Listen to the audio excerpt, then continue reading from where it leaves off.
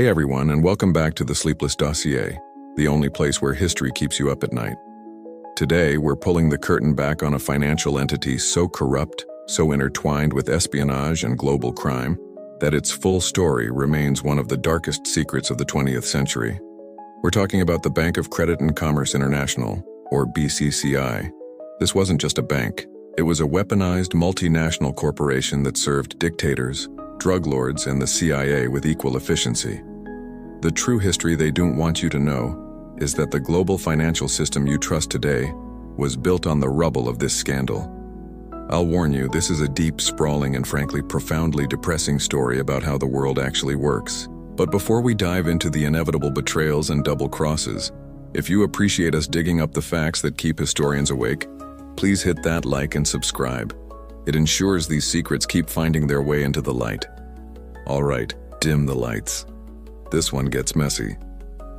The story of BCCI begins not with a number, but with a man.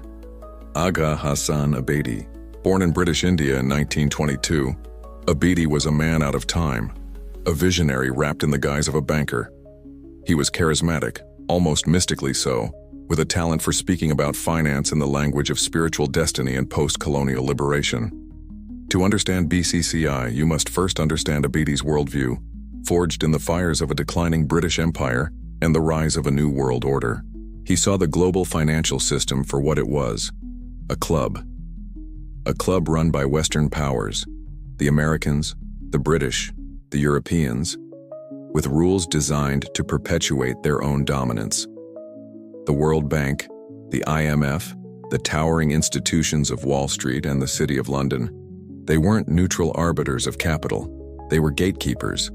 And for the newly rich nations of the Middle East, flush with petrodollars after the 1970s oil crisis, and for the developing countries of Asia and Africa, those gates were largely closed. Abedi's genius was to frame his ambition as a righteous crusade. He didn't just want to build another bank. He wanted to build a financial counter-empire, a bank for the Third World, by the Third World. It would be a financial institution that didn't play by the West's rules, because those rules were rigged. It would be a network of influence, a brotherhood of the disenfranchised, a vehicle for shifting the global balance of power. He sold this vision not to investors, but to disciples. He spoke of a synthesis of Western technology and Eastern mysticism, a concept vague enough to be inspiring and potent enough to attract a flood of capital from those who felt sidelined by the existing order. In 1972, with a seed of $2.5 million from Sheikh Zayed bin Sultan Al Nahyan, the ruler of Abu Dhabi and one of the world's richest men, Abedi founded the Bank of Credit and Commerce International. The name itself was a masterpiece of bland globalist ambition. But its structure was anything but bland. It was a revolution in corporate engineering. From its very inception, BCCI was designed to be untouchable, a phantom.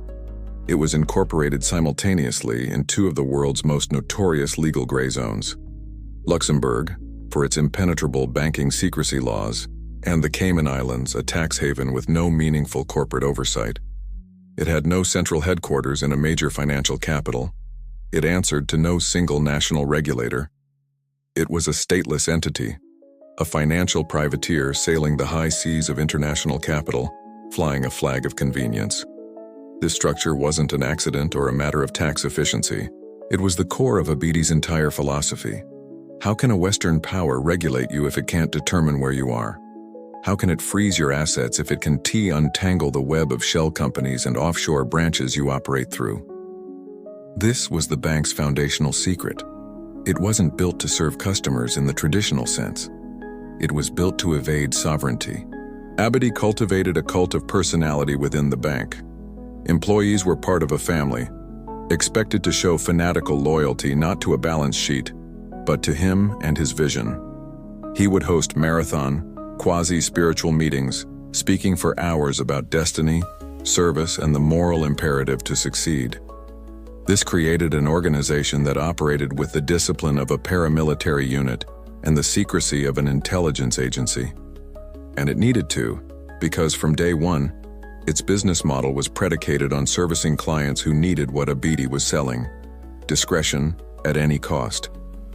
Here we find our first glimpse into the operational doctrine of this empire, a philosophy best summarized by an internal remark Abedi was said to have made to his inner circle in those formative years. We can call it our first uncomfortable quote. The West wrote the rules of finance to keep the world's wealth in their vaults. They call it regulation, but it is merely a cage for others. To us, their laws are not moral guidelines, they are obstacles. Circumventing them is not a crime, it is an act of liberation. This wasn't just rhetoric, it was a license for his bankers to do whatever was necessary to move money, to secure deposits, to win influence. If that meant bribery, they would bribe. If it meant falsifying records, they would falsify them. If it meant providing services to clients that every other bank on earth would turn away, then that would become their specialty. BCCI would become the bank of last resort for anyone operating in the shadows of the global system. And here lies the central, devastating consequence of Abedi's vision. This is the meta-commentary, the uncomfortable truth that echoes through the next 2 decades of this story. By designing a bank to exist outside the law, Abedi didn't just create a competitor to the Western financial system. He created a parasite that fed on its deepest vulnerabilities. A bank built on secrecy will inevitably attract secrets. A financial institution that specializes in circumventing rules will become the preferred tool of those for whom rule-breaking is a profession. Intelligence agencies, arms dealers, terrorists, and drug cartels. The criminal empire that BCCI would become wasn't a tragic deviation from its founder's noble vision. It was the logical, inevitable fulfillment of it. The bank wasn't corrupted over time. It was born corrupt. That foundational corruption, the idea of a bank as a sovereign entity answering only to itself, was encoded directly into its corporate DNA. To call BCCI's structure a corporate structure is an insult to the term. It wasn't a hierarchy, it was a labyrinth. It wasn't a network, it was a web designed to trap assets and exhaust investigators. If you were a regulator in the 1980s trying to map out BCCI, you wouldn't be drawing a simple flowchart. You'd be drawing something that looked like a wiring diagram for a nuclear submarine, designed by a paranoid schizophrenic. The complexity wasn't a byproduct of rapid growth. It was the entire point. It was a weaponized bureaucracy, a fortress of legal fictions and phantom paperwork built to make accountability impossible. At the heart of this strategy was a simple, terrifying concept: the bank within a bank. On the surface, BCCI presented itself as a legitimate, if unusually aggressive, international bank. It had branches in over 70 countries, took deposits from ordinary people, and financed legitimate trade. This was the clean, visible layer, the part of the bank shown to regulators and the public. But underneath, operating on parallel ledgers and through a black network of favored managers, was another BCCI. This secret bank was the true engine of Abedi's empire. It was here that the accounts of intelligence agencies, terrorists, and narco-traffickers were managed. It was here that billions of dollars in phantom loans were created to hide catastrophic losses and inflate the bank's assets. Money would flow from the clean bank to the secret bank to cover a loss, then be routed through a dozen shell companies in Panama and the Cayman Islands before reappearing as a fake profit in the London branch. The two entities were symbiotic. The legitimate bank provided a constant flow of fresh capital and a veneer of respectability, while the secret bank generated the massive illicit profits and handled the morally indefensible clients that made BCCI so powerful. The operational headquarters for this shadow institution was not in London or Luxembourg, but in a nondescript office in Grand Cayman. BCCI's Cayman Islands branch was the bank's black hole. It was here that the most sensitive transactions were booked, precisely because Cayman law offered near total secrecy and had virtually no regulators on the ground to ask questions. If a dictator needed to move his plundered national treasury offshore, the transaction would be booked through Grand Cayman. If the Medellin cartel needed to launder $100 million in cocaine profits, the wire transfers would be routed through Grand Cayman. It was a financial graveyard where inconvenient records went to die. The branch itself was little more than a man with a telephone and a telex machine, yet it booked billions of dollars in assets. Assets that often existed only on paper. To further obscure its activities, BCCI mastered the art of plausible deniability through the use of nominees and front men. When the bank wanted to acquire a sensitive asset, like a bank inside the United States, it never did so under its own name. Instead, it would use a network of incredibly wealthy and loyal Middle Eastern shareholders who would act as its proxies. BCCI would secretly lend them hundreds of millions of dollars to buy the asset, holding the shares as collateral. On paper, the new owner was a respectable foreign investor. In reality, the owner was BCCI. The entire transaction was a sham, a corporate sleight of hand designed to fool the most powerful regulators on the planet. This brings us to the kind of internal communication that defined the bank's operations, not a suggestion, but a command, wrapped in the sterile language of procedure. Classified memo to Branch Manager Paris, from Central Office Special Accounts Division, date 14th October 1983. Subject: Protocol for Accounts under Special Handling Designation, SHD. Upon receipt of an SHD client file, all transaction records, including wire transfer receipts and deposit slips, are to be duplicated. The original documents must be pouched and sent immediately to our Grand Cayman office for archiving. All local records pertaining to the account will henceforth be based on the duplicate set. Under no circumstances should the existence of the Cayman archive be mentioned in any audit inquiry or internal correspondence. This protocol ensures client confidentiality and maintains the integrity of our layered accounting system. Compliance is not optional. This wasn't just about hiding money. This was a systematic process for creating a fraudulent, parallel reality, one that could withstand a superficial audit. And the audits were always superficial, by design.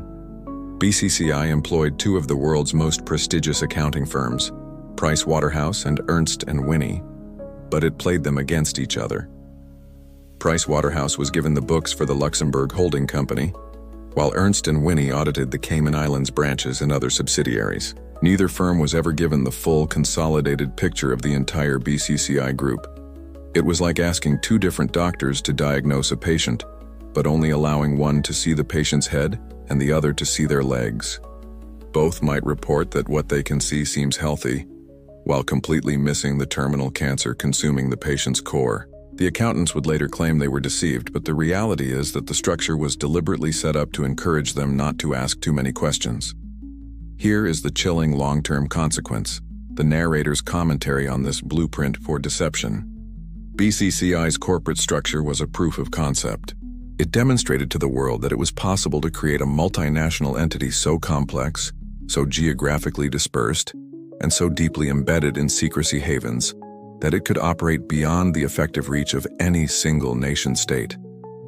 It was the prototype for the modern, ungovernable corporation. The ghost of BCCI's structure lives on in the intricate offshore networks used today to evade taxes, launder money, and shield assets from legal judgment. The bank taught a generation of criminals, rogue states, and ethically flexible corporations that with enough lawyers, enough shell companies, and enough jurisdictions to play with, the law becomes a choice, not a command. They didn't just break the system, they created a new one that runs in its shadow. A blueprint for a criminal enterprise, no matter how brilliant, is worthless without two things: capital and cover.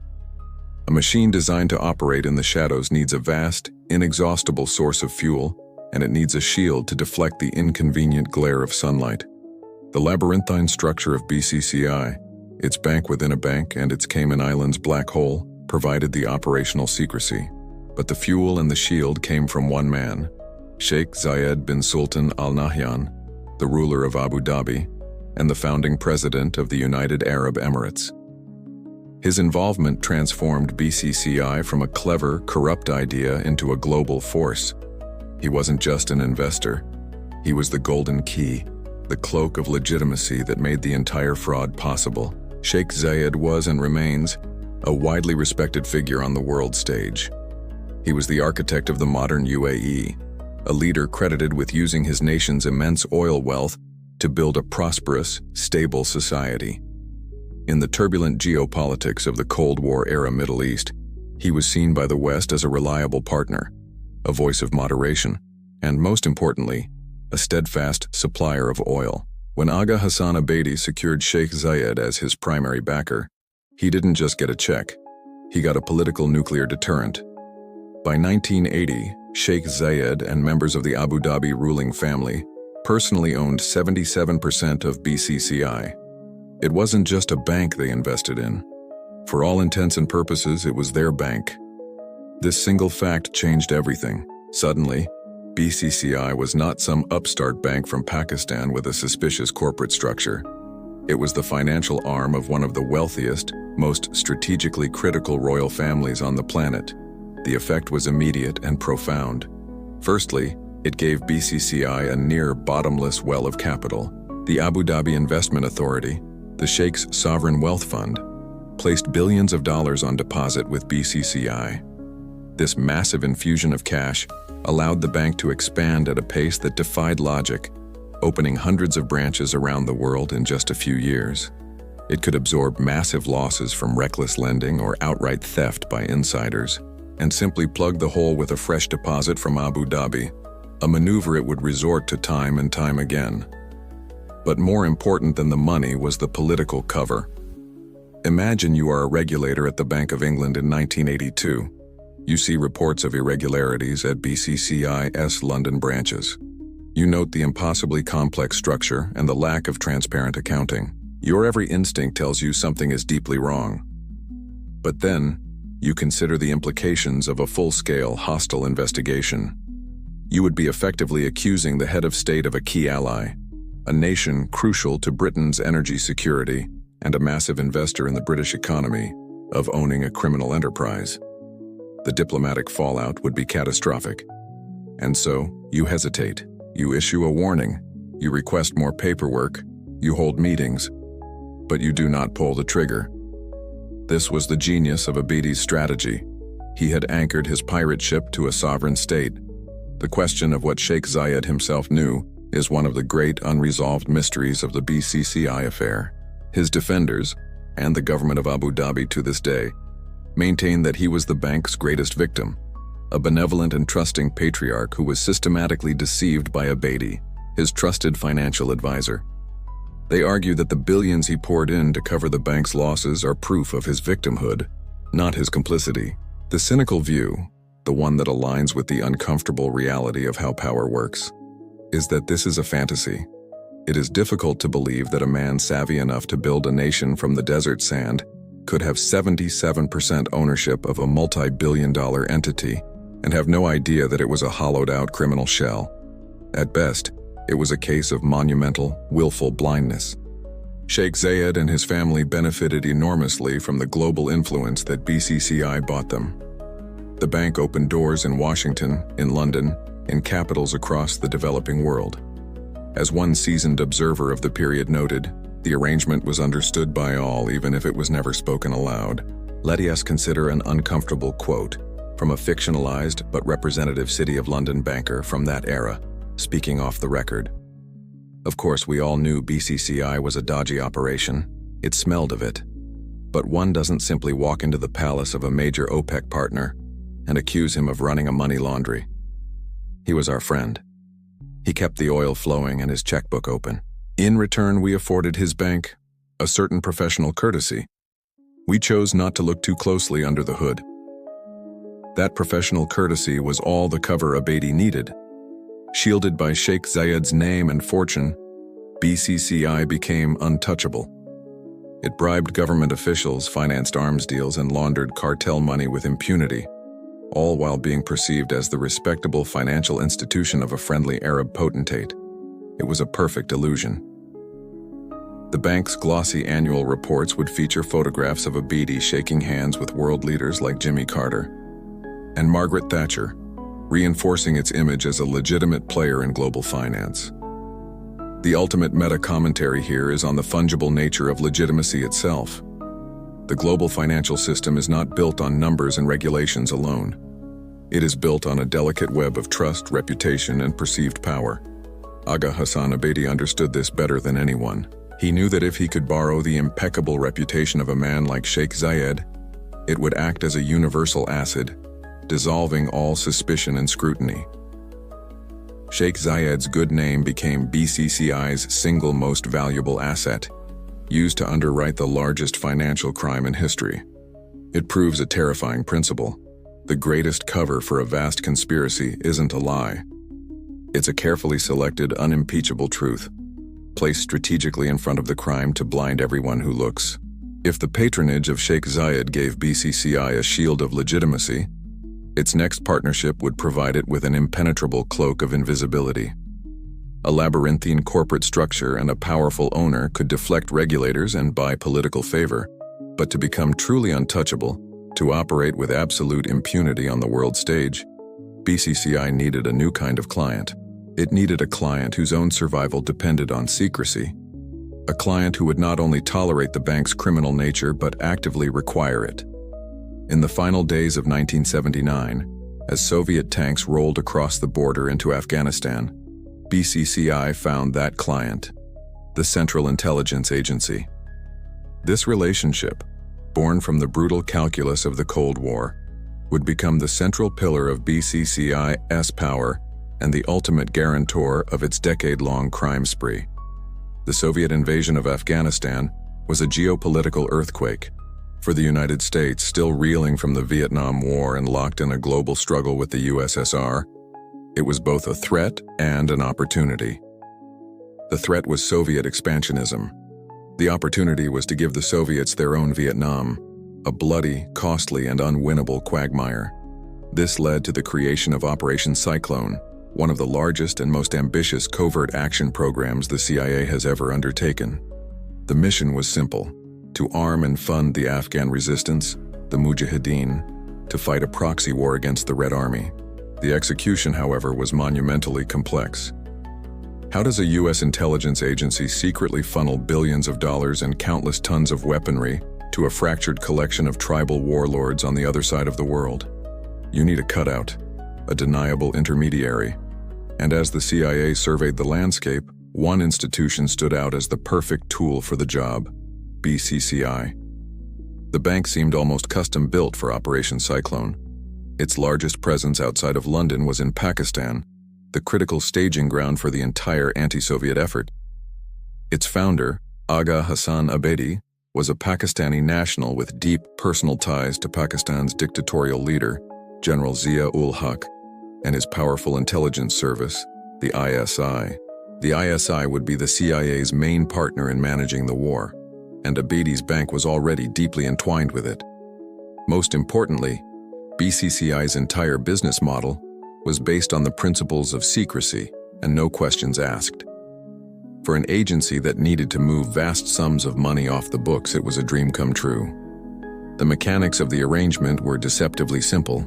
The CIA, often using Saudi Arabia as a financial co-sponsor to further obscure the money trail, would deposit funds into a web of BCCI accounts. The bank would then make cash available to the ISI in Karachi and Rawalpindi. The ISI would use the money to buy weapons, everything from Chinese-made Kalashnikovs to Swiss anti-aircraft cannons, and funnel them across the Khyber Pass to the Mujahideen. BCCI was the financial laundry. It took money that smelled of Langley, Virginia, and washed it until it came out smelling of Karachi. The bank's global network of branches, its experience in moving capital through Islamic financing mechanisms, and its well-documented willingness to ignore international banking conventions made it the ideal conduit. The CIA knew its partner was dirty. That wasn't a risk, it was a qualification. This cynical calculus is laid bare in the kind of internal assessment that would have preceded such a partnership. Classified Memo 2, Chief of Station, Islamabad, from Near East Division, Langley, date 12 February 1980. Subject, Operational Review, Financial Conduit for Project Cyclone. We have identified the Bank of Credit and Commerce International, BCCI, as the primary vehicle for facilitating financial support to our partners in the Afghan theater. Assets. BCCI offers unparalleled operational advantages. A. Extensive network within the target region, Pakistan. B. Established confidential relationship with the host nation's intelligence service. C. Corporate structure designed for maximum discretion and minimal regulatory oversight. Liabilities. Source reports indicate the institution engages in financial practices that fall outside of accepted Western regulatory norms.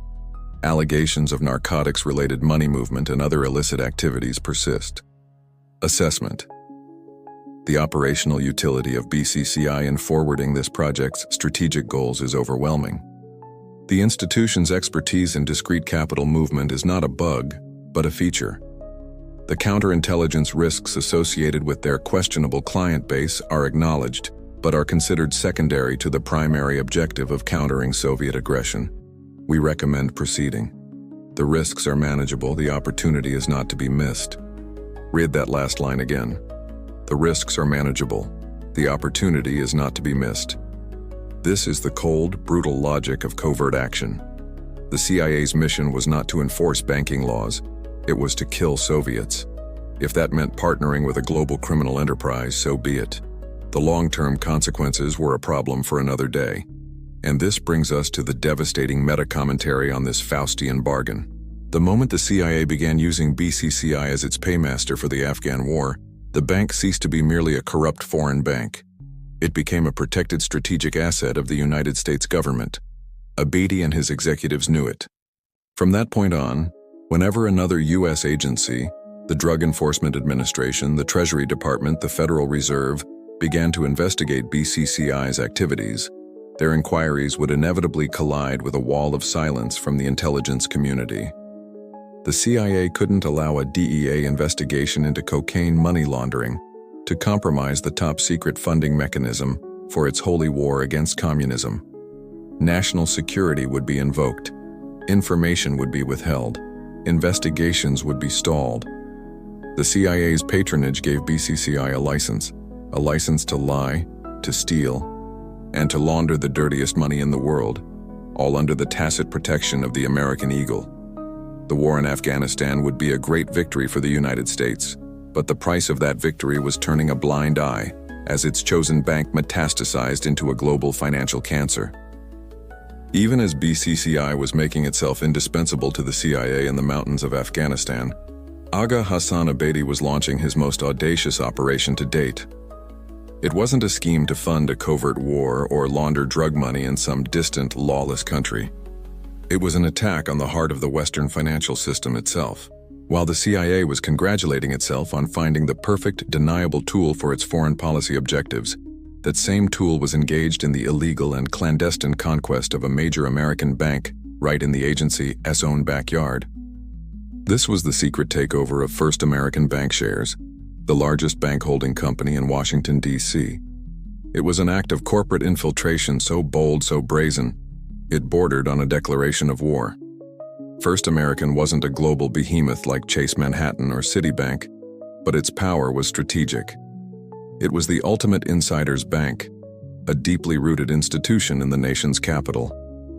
Its client list was a who's who of the American political establishment: senators, congressmen, lobbyists, lawyers, and high-ranking government officials. To control First American was to have a listening post on the flow of money and influence in Washington, D.C. For Abedi, it was the ultimate prize, the final piece of his puzzle. Possessing a major American bank would grant his outlaw empire the one thing it could never earn: the veneer of American legitimacy. But there was a problem. Under U.S. law, the acquisition of an American bank by a foreign bank was a tightly controlled process, subject to the ironclad approval of the Federal Reserve, and the Fed had made it abundantly clear that a bank like BCCI, with its untraceable ownership, its base in secrecy havens, and its reputation for financial chicanery, would never be approved. A direct, transparent application was a non-starter. So Abedi decided to do what BCCI did best. He went around the law. He would buy the bank in secret, using the same techniques of deception and misdirection he used to hide drug money, but on a scale that was almost unimaginable. The plan, which unfolded over several years from the late 1970s into the early 1980s, was a masterclass in fraud. First, BCCI assembled a group of front men, wealthy Middle Eastern financiers who were presented to the world as independent investors. These men, many of whom were already shareholders in BCCI, would be the public face of the takeover bid. Second, BCCI secretly provided all the financing. It extended hundreds of millions of dollars in loans to these frontmen to purchase First American's stock. The loans were often unsecured or backed by the very stock they were being used to buy. A circular, nonsensical arrangement that ensured the frontmen were risking none of their own capital. They were simply nominees, puppets whose strings were pulled by Abedi in Karachi.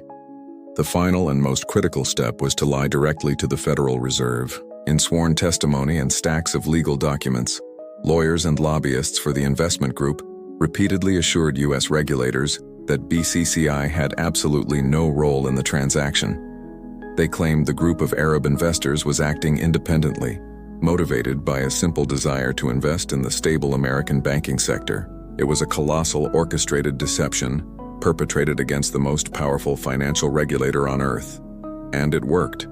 The Fed, despite some internal misgivings, eventually approved the takeover. BCCI, the criminal enterprise used by the CIA to fight the Soviets, was now the secret owner of the most influential bank in Washington, D.C. Abedi's logic for this immense risk was as cynical as it was brilliant, a philosophy he reportedly shared with his closest lieutenants. Here we have another uncomfortable quote, capturing Abedi's strategic vision.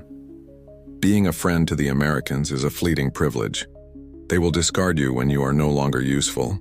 But to own an American bank, to be part of their system, to hold their money, that is not privilege. That is power. They cannot get rid of you without damaging themselves. We are not seeking their friendship.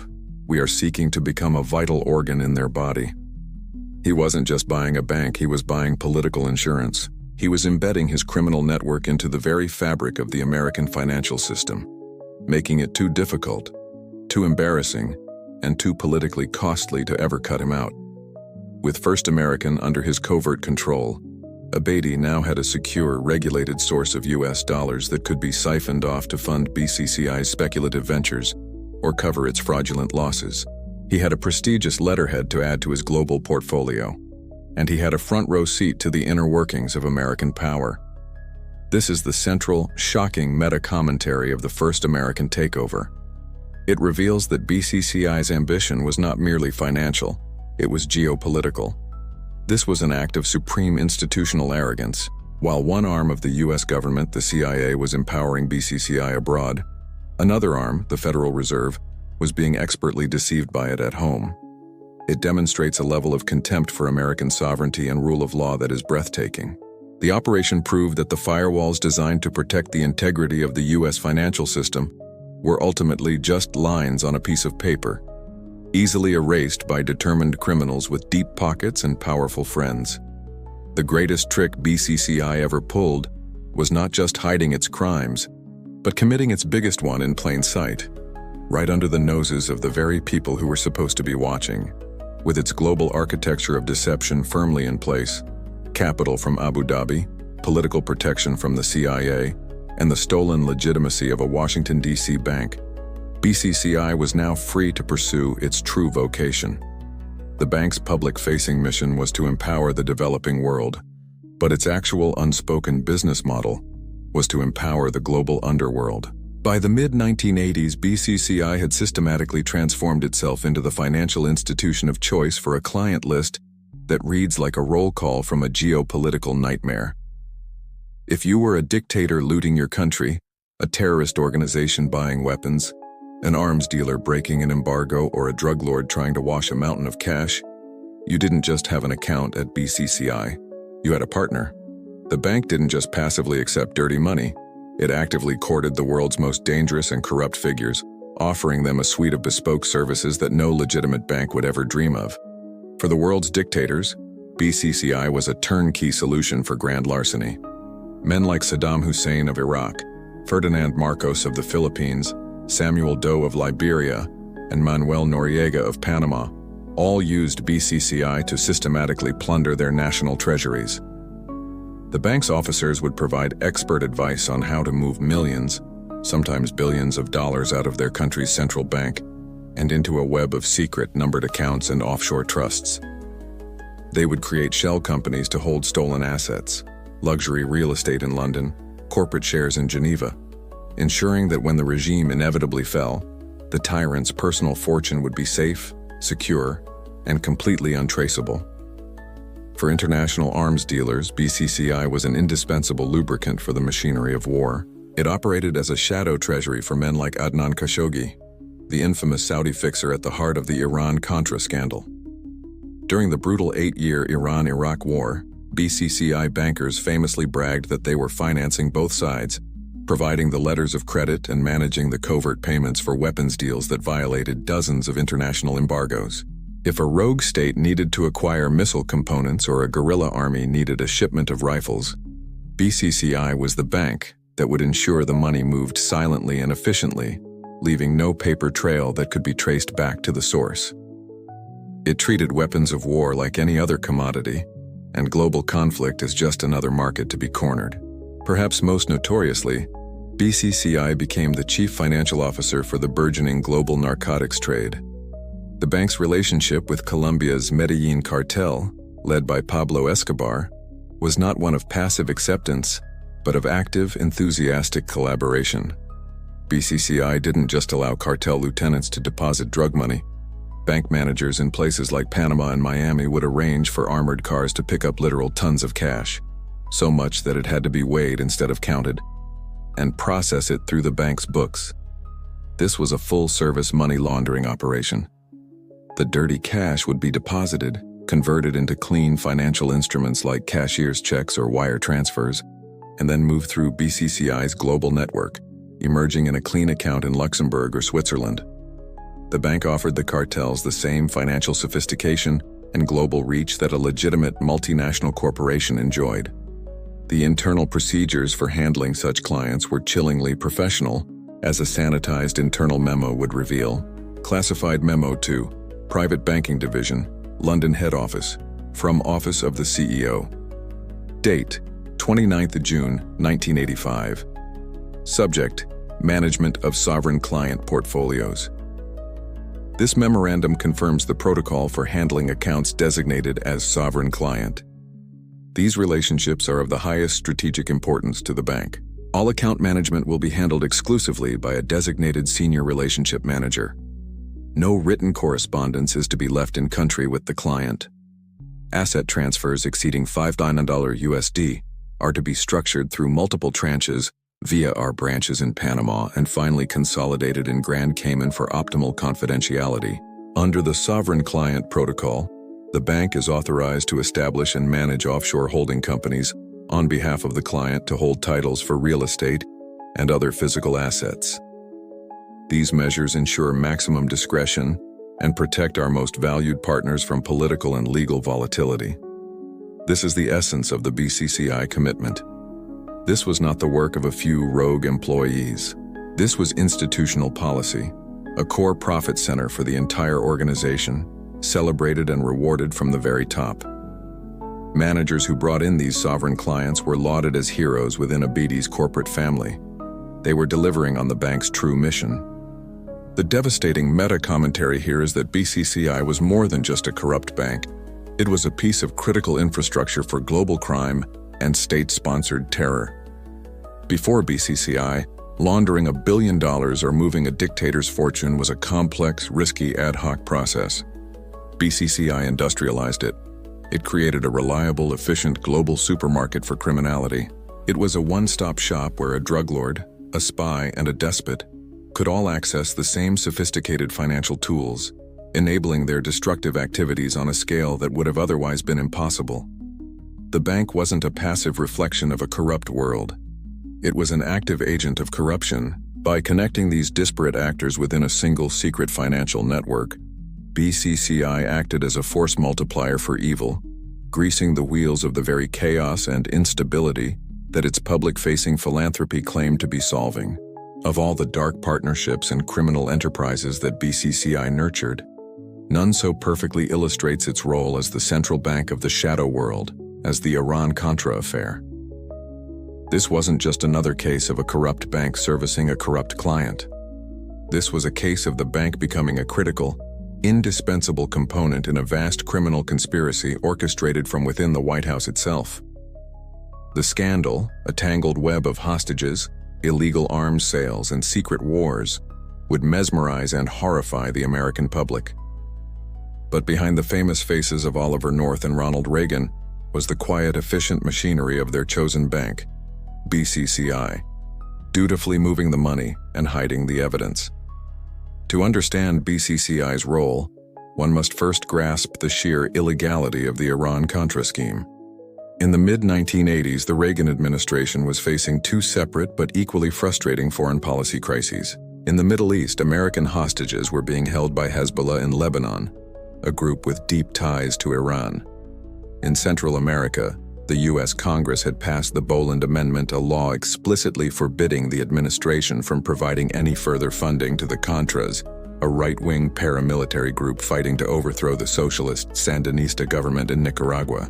President Reagan and his inner circle, particularly at the National Security Council, saw both of these situations as intolerable constraints on their power to conduct foreign policy. So they devised a single, audacious, and profoundly illegal scheme to solve both problems at once. The plan was as cynical as it was brilliant. They would secretly sell advanced American weaponry, including anti-tank and anti-aircraft missiles, to Iran, a nation they had publicly branded a state sponsor of terrorism, in exchange for Iran using its influence to get the hostages released. Then the profits from these illegal arms sales would be secretly diverted to fund the Contras in Nicaragua, in direct violation of U.S. law. It was a rogue foreign policy, run off the books, accountable to no one. But an operation of this magnitude needed a financial institution that was willing to break a dozen laws and ask zero questions. It needed a bank that specialized in handling money for spies, arms dealers, and covert operations. It needed BCCI. The entire financial architecture of the Iran-Contra affair rested on BCCI's foundation of secrecy. The key middleman chosen by the White House to broker the arms deals was Adnan Khashoggi, the Saudi billionaire arms dealer who was, unsurprisingly, already one of BCCI's most valued clients. When the scheme was activated, the money flowed through a predictable BCCI-controlled channel. The initial funds to purchase the weapons were often fronted by Khashoggi and other intermediaries, deposited into their accounts at the BCCI branch in Monte Carlo. When Iran paid for the missiles, the money would be wired back to those same BCCI accounts. From there, a complex series of transactions would follow. A portion of the money would be used to secretly reimburse the Pentagon for the weapons, while the excess profits, the money earmarked for the Contras, would be siphoned off into a network of shell corporation accounts, also managed by BCCI. BCCI was the financial hub, the central clearinghouse for a conspiracy to subvert the laws of the United States. Its bankers in Paris, Geneva, and Monte Carlo became the paymasters for Oliver North's off-the-books enterprise. Their expertise wasn't just in banking, it was in deception. The cynical view from inside the operation was that BCCI's criminality was precisely what made it so attractive. They weren't a risk to the operation, they were a requirement. An uncomfortable quote from a retired intelligence contractor, speaking on deep background years later, captures this sentiment perfectly. You don't take an operation like that to a normal bank. A teller at Chase sees a wire from a Panamanian front company for a CIA proprietary airline and they pick up the phone. The guys at BCCI? They ought to see the wire and ask if you wanted them to set up another 3 shell companies to make the trail colder. They weren't just bankers. They were fellow conspirators. They understood the mission. They understood the mission because it was their business model. For BCCI, the Iran-Contra affair was just another high-stakes transaction, different in scale but not in kind from the services they provided to drug cartels and dictators. In every case, the client needed to move money while evading sovereignty and law, and that was the product BCCI sold. Their involvement also provided them with another layer of political insurance. As the scandal began to unravel in late 1986, BCCI held the financial receipts. Its records contained the definitive, irrefutable proof of the White House's illegal activities.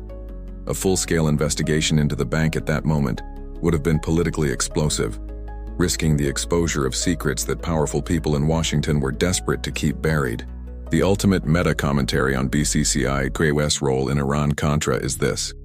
The scandal reveals the bank as a unique ecosystem, a place where otherwise separate worlds of criminality could converge and collaborate. In the bank's ledgers, the clandestine operations of a superpower, the profit motives of an arms dealer, and the funding of a proxy war all became one seamless transaction.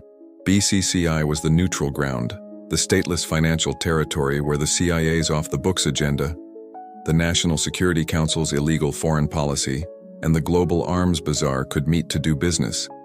It wasn't just financing a conspiracy.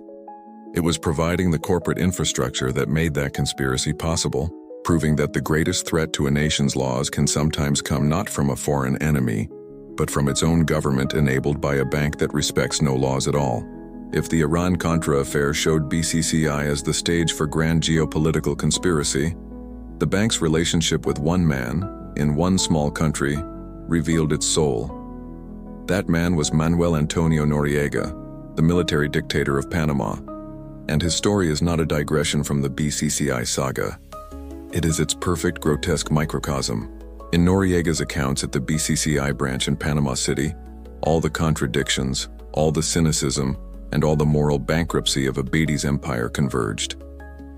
For years, Noriega used his BCCI accounts for two simultaneous and diametrically opposed purposes: to launder hundreds of millions of dollars in protection money from the world's most violent drug cartel, and to receive his official paycheck from his longtime employer, the Central Intelligence Agency. Panama, under Noriega's rule in the 1980s, was not so much a country as it was a full-service criminal enterprise with a flag. And Noriega, a man who had been on the CIA's payroll since the 1960s, was its CEO. He was a classic American asset, a friendly strongman in a strategically vital country who could be relied upon to support U.S. interests from protecting the Panama Canal to providing a base for operations against leftist movements in Central America. For these services, the CIA paid him a handsome retainer, wiring over $100,000 a year directly into his personal accounts. And the bank Noriega chose to receive these secret payments was, of course, BCCI. But Noriega had another, far more lucrative source of income. At the same time he was cashing checks from Langley, he was also the chief business partner and protector of the Medellin cartel. He allowed the cartel to use Panama as a safe haven, a logistical hub for shipping cocaine to the United States, and, most importantly, a place to launder their astronomical profits. In exchange, the cartel paid him hundreds of millions of dollars in bribes. This cash, often delivered in suitcases, needed to be washed, legitimized, and moved into the global financial system. The institution Noriega entrusted with this task was the same one handling his CIA money, the BCCI branch right down the street. The local BCCI office in Panama City effectively became Noriega's private treasury. The branch manager didn't function as a banker, but as a consigliere, a personal financial advisor to a crime boss. He would dispatch armored cars to pick up cash from Noriega's military intelligence headquarters. He helped Noriega open dozens of secret accounts under the names of shell companies. He personally managed the process of taking the raw drug cash, booking it as a fictitious loan or a deposit from a phantom business, and then wiring it out to other BCCI accounts in London, Switzerland, or Miami, where it could be used to buy condos, yachts, and private jets. The bank was an active, knowing participant in laundering the profits from the very cocaine epidemic that one of its other major clients, the U.S. government, was supposedly fighting. This grotesque duality was not a secret within the bank. It was simply a matter of prudent accounting. The internal communications regarding Noriega's portfolio treated his contradictory sources of income as a logistical issue to be managed, not a moral crisis to be confronted. The bank's only concern was ensuring the paperwork for each side of the ledger was kept separate and secure. Classified Memo to Head of Latin American Division Head Office from General Manager Panama Branch. Date 16 May 1984. Subject: Account segregation for client MAN.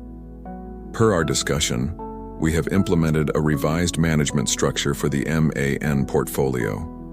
All funds originating from our northern partners will continue to be deposited into the designated primary account and coded for maximum discretion. All bulk cash deposits and transfers originating from his southern suppliers will now be processed through a series of newly established sub-accounts held by offshore entities. This will prevent any potential cross-contamination of funds on the books and will provide an additional layer of insulation for all parties. We believe this new protocol offers a more robust and defensible accounting position. Northern partners, Southern suppliers. This is the sterile corporate language of pure cynicism. The memo is a receipt for the moral rot at the heart of the institution. BCCI didn't care that it was simultaneously taking money from American taxpayers via the CIA and from Pablo Escobar via Noriega. It was all just capital, all just fees to be collected. The bank was the ultimate mercenary, loyal to nothing but the transaction itself. And here is the devastating meta-commentary. Manuel Noriega was not an anomaly for BCCI, he was the archetype. His relationship with the bank was the purest expression of its soul. BCCI was a place built to absorb and monetize the world's hypocrisies. It was a financial machine that allowed the US government to pursue its covert Cold War agenda with one hand, while profiting from the devastating drug trade spawned by that same cynical geopolitics with the other. The bank's ledgers told the true story of the era. A story in which the war on communism and the war on drugs were not separate crusades, but intertwined businesses with bankers, spies, and criminals, all meeting at the same teller's window. BCCI did not just tolerate these contradictions, it thrived on them. It built a multi-billion-dollar empire by creating a space where the darkest secrets and most cynical compromises of global power could be safely deposited and turned into cash. For years, the edifice of BCCI's power seemed unassailable. It was shielded by sovereign wealth, protected by geopolitical alliances, and insulated by its relationship with the world's most powerful intelligence agency. But while the CIA and the State Department saw BCCI as a useful, if dirty, tool, another, less glamorous branch of the US government saw something else entirely.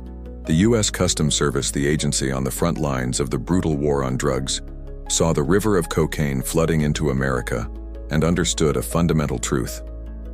To stop the drugs, you had to stop the money. This understanding gave birth to a secret, audacious, and incredibly dangerous undercover operation known as Operation Sea Chase. It would be this operation, run by a handful of determined agents far from the corridors of power in Washington, that would finally land the first real blow against BCCI's criminal empire. The architect of the sting was a US customs agent named Robert Mazur. He was not a diplomat or a spy. He was a street-level cop who understood that the global drug trade was, at its heart, a business. To take it down, he had to become a part of that business. Mazur would spend the next several years of his life shedding his own identity and becoming someone else entirely. Bob Musella, a flashy, mob-connected, high-rolling money launderer from New Jersey. He built a legend, complete with a private jet, luxury cars, and a briefcase full of cash. His mission was to infiltrate the financial operations of the Medellin cartel, not to seize a few kilos of cocaine, but to seize the bank accounts that held the hundreds of millions of dollars in profit. Posing as Musella, Mazur and his team of undercover agents offered the cartel something new.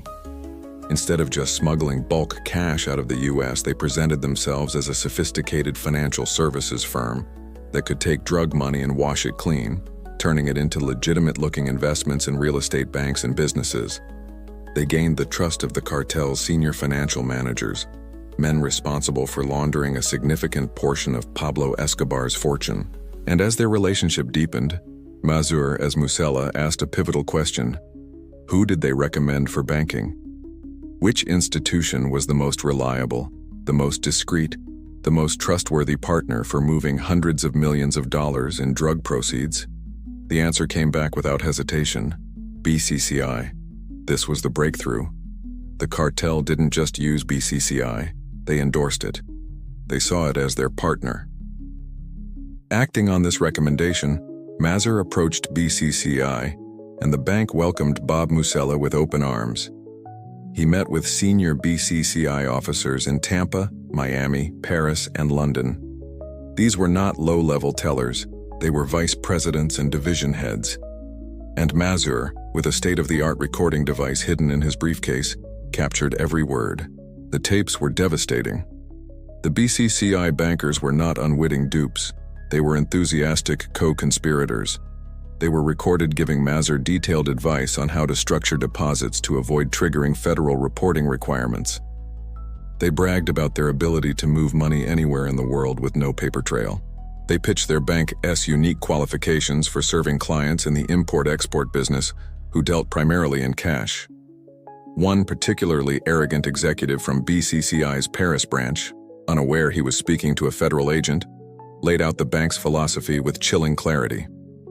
This is our next uncomfortable quote, taken from the spirit of those secret recordings. "Listen, Bob, you have to understand who we are. We are not a Citibank. We don't have bureaucrats and lawyers looking over your shoulder. That is for them. Our model is different. It is based on relationships, on trust. You bring us the business, we move the money. We don't care where it came from, we only care where you want it to go. This is a private conversation between gentlemen, not a public filing. Your concerns about American regulators, they are children. We've been navigating these waters for a very long time. The arrogance was their undoing. After 2 years of painstaking undercover work, gathering hundreds of hours of irrefutable evidence, Mazur and the Customs Service planned their endgame. They organized a phony bachelor party and wedding in Tampa, Florida, for Bob Musella and his fictitious fiancée. They sent out engraved invitations to all their new business partners, the cartel AS moneymen, and the senior BCCI bankers who had been so eager for their business. In October 1988, they flew in from around the world for a weekend of celebration. As they stepped out of their limousines at the reception hall, they weren't greeted by a wedding party, but by dozens of U.S. Customs and IRS agents who swept in and arrested them all. The trap had been sprung. The meta-commentary here is about the collision of two worlds. For nearly 2 decades, BCCI had existed in the rarefied air of geopolitics and high finance, protected by its powerful and well-connected clients. It was a creature of the shadows, immune to traditional oversight, but Operation Sea Chase dragged it out of the shadows and into the harsh, undeniable light of a criminal courtroom. The customs agents didn't care about BCCI's relationship with the CIA or Sheikh Zayed. They cared about the audio tapes of bankers conspiring to launder cocaine money. For the first time, a government agency had produced hard prosecutable evidence of BCCI's systemic criminality. The case, which became known as US v. BCCI, was a bombshell. It put the bank's name on the front page of every newspaper in the world, not as a financial powerhouse, but as the bank of crooks and criminals. The wall of secrecy had been breached. The end was not yet here, but for the first time it was in sight. The arrests in Tampa sent a shockwave through the global financial community. Operation Sea Chase had provided the first hard public evidence that BCCI was not just an aggressive bank, but a criminal conspiracy. In the aftermath of the indictments, one question began to echo in the boardrooms and regulatory agencies of London and Washington. Where were the auditors? For years, the prestigious blue-chip accounting firm of Price Waterhouse had been collecting millions of dollars in fees to audit BCCI's books. And for years, they had signed their name to those books, issuing an unqualified opinion, the accounting world's gold seal of approval, declaring that the bank's financial statements were accurate and trustworthy. This created a paradox, a schizophrenic reality in which the bank was simultaneously a certified, legitimate institution and a federally indicted money launderer. To understand the scale of this failure, you have to understand what an auditor is supposed to be. They are the gatekeepers of capital markets, the independent skeptical watchdogs paid to verify that a company's numbers are real. Their signature is a promise, a guarantee to investors, regulators, and the public that the books are not cooked. In the case of BCCI, that promise was a lie, repeated year after year. Price Waterhouse was not some small, easily fooled firm. It was, and is, one of the largest and most respected accounting firms on the planet. Its endorsement gave BCCI a priceless cloak of respectability, allowing it to attract deposits from central banks and ordinary people who believed they were dealing with a sound, properly supervised institution. So how did it happen? How did a team of highly paid expert accountants miss a multi-billion-dollar black hole of fraud that had been festering for over a decade? BCCI's strategy for managing its auditors was as sophisticated and deliberate as its strategy for laundering money. First, as mentioned before, was the principle of fragmentation. Price Waterhouse audited the main holding companies in Luxembourg and the Cayman Islands, but another Big Eight firm, Ernst & Winnie, handled other parts of the sprawling empire. This structural division, engineered by BCCI, ensured that no single auditor ever had a complete, consolidated view of the entire operation. It was impossible to trace a fraudulent transaction from its origin to its destination because the trail would cross jurisdictions and, crucially, cross between the two different accounting firms. Second, BCCI treated the annual audit not as a process of verification, but as a strategic battle. The bank's internal finance department, run by hand-picked Abidi loyalists, would stonewall, delay, and deceive the audit teams. They would drown them in irrelevant data, producing truckloads of paperwork for minor branches while claiming that critical records from the Grand Cayman black hole were lost or unavailable. The auditors were consistently denied full access to the very parts of the bank where the biggest frauds were taking place. This was not a matter of poor record-keeping. It was a deliberate strategy of concealment, meticulously planned from the top. Classified memo to Aga Hassan Abedi. From Chief Financial Officer, date 11 January 1986. Subject: Annual Audit Management Strategy. The preliminary engagement with Price Waterhouse has begun. Our strategy remains consistent with prior years. Information control. Their requests for interbranch reconciliations, particularly concerning Cayman and Panama, will be managed by our central team. We will provide summary data only, citing client confidentiality as a barrier to providing loan-level detail. Resource allocation. We will embed the audit team in the London office, providing them with full access to the European branch data, which is clean. This will occupy the majority of their time and resources. Travel and access to other divisions will be limited due to logistical issues. The shareholder account.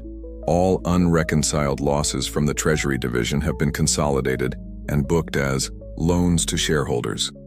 We have prepared the necessary but minimal paperwork. We anticipate pushback here, but are confident our personal relationship with the senior audit partner will smooth any significant friction. Personal relationship with the senior audit partner. This single line reveals the rot. BCCI didn't just deceive its auditors, it co-opted them. It turned them from watchdogs into comfortable, well-paid house pets. The auditors, in turn, appeared to suffer from a catastrophic failure of professional skepticism.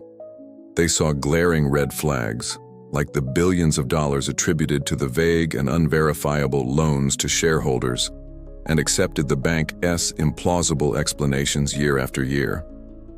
The central question remains, was it sheer incompetence or was it a form of willful blindness? A conscious decision not to look too hard at a lucrative client who paid their bills on time. The most damning evidence against Price Waterhouse is that even after the bombshell sea chase indictments in 1988, after BCCI was publicly and formally accused by the US government of being a money laundering machine for the Medellin cartel, the firm still signed off on the bank's accounts. They issued a clean audit. The cognitive dissonance is staggering. Here's the final, chilling meta-commentary. The failure of Price Waterhouse was not just the failure of one firm. It was a crisis for the entire concept of corporate accountability. The BCCI scandal proved that the global financial system's last line of defense was, in fact, a paper tiger. It demonstrated that a sufficiently motivated and sophisticated criminal enterprise could manipulate the very watchdogs designed to catch them. This shattered the foundational myth that a clean audit opinion actually means a company is clean. It left the world with an unnerving and unresolved question that persists to this day in the wake of every new corporate scandal. If the world's most respected auditors can be so completely fooled for so long, what is their signature or their entire profession truly worth? The systemic failures that allowed BCCI to flourish, the conflicted intelligence agencies, the toothless regulators, the blind auditors, were not just abstract institutional problems. They were enabled and amplified by specific people, by powerful men who used their influence and credibility to shield the bank from scrutiny. To understand how BCCI operated with such impunity inside the United States, how it illegally acquired a major Washington, D.C. bank, and deflected investigation for a decade, you have to understand the role of one man, Clark M. Clifford. He was not just a lawyer, he was a living monument of the American establishment, and he became BCCI's single most important asset in its conquest of Washington. Clark Clifford was a titan, a Zelig-like figure at the center of American power for nearly half a century. He was a trusted advisor to 4 Democratic presidents, from Harry Truman to Jimmy Carter. He had served as Secretary of Defense under Lyndon Johnson. By the late 1970s, he was the elder statesman of Washington, a silver-haired power broker whose reputation for integrity and wisdom was considered unimpeachable. His law firm, run with his brilliant and ambitious protege Robert Altman, was a nexus of power, catering to the most powerful corporations and political figures in the country. When Aga Hassan Abedi decided he needed to conquer Washington, he understood that he couldn't do it from the outside. He had to hire the inside. He hired Clark Clifford. In 1978, Clifford and Altman officially became BCCI's legal counsel in the United States. Their first and most critical task was to shepherd the secret takeover of First American bank shares through the Federal Reserve. It was Clifford and Altman who stood before the regulators and solemnly swore that their clients, a group of Middle Eastern investors, were acting independently. It was their word, their immense personal and professional credibility, that provided the crucial assurance to the Fed that the notorious BCCI had no connection to the deal. They were, from the very beginning, the chief architects of the central lie that allowed the illegal acquisition to succeed. But their role did not end there. In a move of breathtaking cynicism, once the takeover was complete, Clark Clifford was appointed the chairman of First American Bank Shares. Robert Altman was named its president. The very men who had assured regulators that BCCI had no control over the DC Bank were now installed as its top executives. This created an impossible, indefensible conflict of interest. They were running a major federally regulated American bank, while their true loyalty and their most lucrative client relationship was with its secret, illegal foreign owner.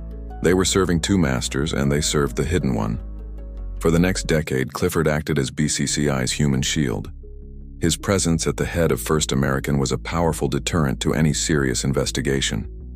Whenever a journalist or a low-level regulator would start to probe the persistent rumors of a connection between First American and BCCI, they would eventually run into the Clifford wall. He would grant a rare interview, exuding an air of patrician authority, and dismiss the allegations as baseless slander. He would write letters on his august stationery to government officials, assuring them that all was well. How could there be a criminal conspiracy at a bank chaired by Clark Clifford, the friend of presidents, the former Secretary of Defense? The idea seemed, on its face, absurd. This calculated use of his own reputation is perfectly captured in the kind of carefully worded, condescending denials he would offer when pressed. Let's consider an uncomfortable quote, imagining Clifford in a private meeting with a concerned regulator. "Let me be very clear. I have had the privilege of serving this nation under 4 presidents in times of war and peace. My entire public life has been an open book. The suggestion that I, at this stage in my career, would be a party to some tawdry financial deception is frankly offensive. We have provided the Federal Reserve with every required document and every necessary assurance regarding the ownership of this institution. The matter, as far as I am concerned, is closed. It was a masterful performance.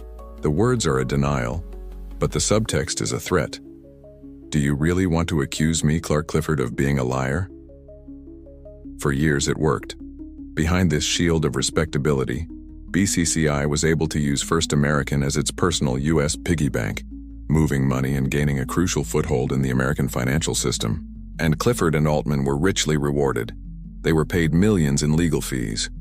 More importantly, BCCI provided them with tens of millions of dollars in non-recourse loans they didn't have to pay back, to buy stock in First American, allowing them to profit handsomely from the very deception they were engineering. The final dark commentary on the role of Clark Clifford is that he represents the most insidious form of corruption: elite capture. BCCI's most effective weapon was not a suitcase full of cash, but a retainer paid to a prestigious law firm. Abedi understood that to compromise a system, you don't bribe the janitor, you hire the chairman of the board. By retaining Clifford, BCCI didn't just buy legal advice. It bought his reputation, his network, and his perceived integrity. Clifford, in turn, rented out his half-century of accumulated public trust to a criminal enterprise. His story is a chilling parable of how the moral authority of the establishment can be hollowed out from within, how the gatekeepers themselves can be persuaded to hold the gates wide open for the barbarians, all in exchange for a seat at the table and a piece of the action.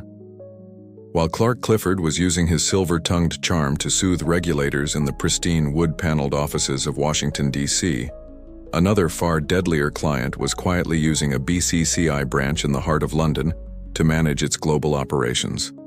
The contrast is sickening, and it is the key to understanding the true nature of this bank. The same financial institution that bought the loyalty of the American establishment was simultaneously providing indispensable services to one of the most feared and nihilistic terrorist organizations on the planet, the Abu Nidal organization. This wasn't a tangential relationship. BCCI was the ANO's primary banker. The money that paid for the bullets used in airport massacres flowed directly through its accounts. The Abu Nidal organization, or ANO, was not a typical national liberation movement. Led by the shadowy and psychopathic Sabri al-Banna, known as Abu Nidal, the group was less a political entity and more a franchise of terror for hire. Throughout the 1970s and 80s, they were the mercenaries of international terrorism, carrying out attacks on behalf of sponsor states like Libya, Syria, and Iraq. Their trademark was extreme brutality and a willingness to murder anyone, including civilians, women, and children. They were responsible for the horrific 1985 massacres at the Rome and Vienna airports, where gunmen opened fire on passengers at the ticket counters, killing 20 people. They bombed synagogues, assassinated moderate Palestinian leaders, and hijacked planes. In the cold calculus of global terror, the ANO was a blue-chip stock. An organization like this, with hundreds of operatives scattered across the globe and a constant need to purchase weapons and pay for safe houses, requires a sophisticated financial network. It needs a bank that is global, discreet, and morally flexible. It needs a bank that will handle multi-million-dollar arms deals and process wire transfers to operatives in Damascus or East Berlin without asking inconvenient questions. The ANO found its perfect financial partner in BCCI. Specifically, they banked at the branch on Sloane Street in Knightsbridge, one of London's wealthiest and most fashionable districts. The relationship was managed with a chilling corporate professionalism. The ANO operated its accounts through a front company called SAS International Trading and Services. On paper, it was a legitimate import-export business. In reality, it was the financial heart of Abu Nidal's terror machine. Through this company's accounts at BCCI, the ANO moved tens of millions of dollars. The branch manager of the Sloane Street office effectively acted as the private banker to Abu Nidal himself. He helped the organization secure letters of credit to buy weapons from Eastern Bloc countries. He managed the payroll for a global network of killers. He did this not from a clandestine bunker but from a respectable high street bank, just a stone's throw from Harrods. For Western intelligence agencies trying to track and dismantle the ANO, the group's financial resilience was a source of constant frustration. They were chasing shadows, trying to follow a money trail that seemed to vanish into thin air. The discovery that the trail led directly into the lobby of a major, internationally recognized bank was a moment of profound shock and cynicism. Let us consider an uncomfortable quote from a fictionalized but representative former European intelligence analyst, reflecting on the case. For years we operated on the assumption that the ANO's money was moving through the Hawala system or being hand-couriered by Libyan diplomatic pouch. We were looking for spies and smugglers. We never thought to look for a man in a pinstripe suit. When we finally traced their arms procurement payments back to a BCCI branch in London, it was, demoralizing. They weren't hiding in the criminal underworld. They were hiding in plain sight, using the same banking tools as any multinational corporation. The bank gave them a legitimacy that made them almost impossible to track. The grotesque irony of this relationship cannot be overstated. At the very same time that BCCI was serving as the CIA's chosen vehicle to fund the anti-Soviet mujahideen in Afghanistan, it was also serving as the primary banker for the ANO a group frequently sponsored by Soviet-allied states like Syria and Libya to carry out attacks against Western and Israeli targets. The bank was playing both sides of the Cold War. It had no allegiance, no ideology, no patriotism. Its only god was money, and it didn't care if that money came from an American taxpayer via the CIA or a Libyan dictator via a terrorist front company. The transaction fee was the same. And this brings us to the final grim meta-commentary. The story of BCCI and Abu Nidal reveals a fundamental truth about the nature of modern evil. We imagine terrorism is financed in dusty back rooms by shadowy figures. But the reality is often far more bureaucratic, more corporate. Evil needs infrastructure, it needs payrolls, wire transfers, and letters of credit, it needs a bank. BCCI's ultimate crime was not just its fraud or its money laundering. It was its professionalization of the finances of terror. It took the bloody business of murder for hire and gave it a respectable corporate face, complete with account numbers and monthly statements. By providing this amoral, efficient service, the bank banalized the very concept of evil, reducing it to a series of sterile financial transactions, and in doing so, became one of the most important and least understood engines of global terrorism in the late 20th century. The revelation that BCCI was the bank of choice for the Abu Nidal organization raises a deeply uncomfortable and unavoidable question. If a terrorist group as infamous as the ANO was using a major London bank to manage its global finances, how is it possible that the world's premier intelligence agency, the CIA, which was also a major client of the very same bank, didn't know about it? The answer is as simple as it is damning. They did know. They knew about the terrorists, they knew about the drug money, they knew about the massive systemic fraud. The Central Intelligence Agency, by the mid-1980s, was playing a dangerous double game.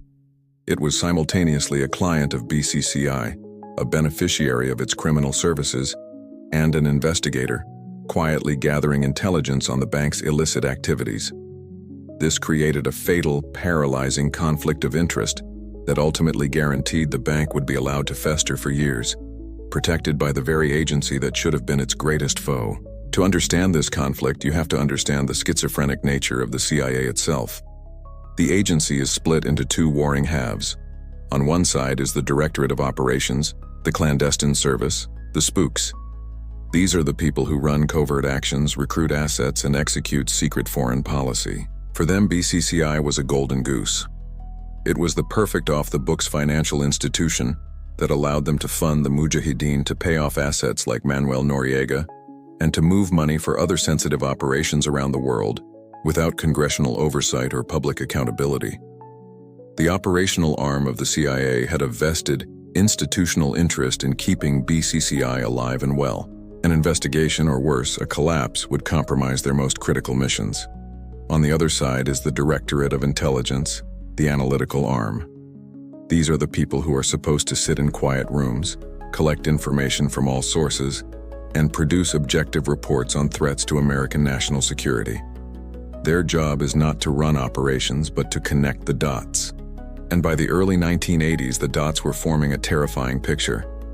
Their intelligence gathering would have been picking up undeniable signals from every corner of the globe that BCCI was a nexus for narcotics trafficking, arms dealing, and terrorism. They would have known about the bank's role as the financial engine for groups and individuals that were actively working against American interests. Herein lies the conflict. The CIA's Directorate of Intelligence had a duty to warn the rest of the U.S. government, the Department of the Treasury, the Federal Reserve, the DEA, that a major global bank was, in fact, a hostile criminal enterprise. But the CIA's Directorate of Operations had an overriding need to protect its precious operational tool. And in the zero-sum world of Cold War intelligence, operations always trump analysis. A decision was made, likely not in a single smoky room, but through 1,000 bureaucratic evasions and classification decisions to sit on the intelligence. The agency chose to protect its secrets rather than expose the bank's crimes. Later investigations, particularly the Senate report by John Kerry, would find that the CIA had detailed information on BCCI's criminal activities, including its secret and illegal ownership of First American Bank, as early as 1985. They told no one.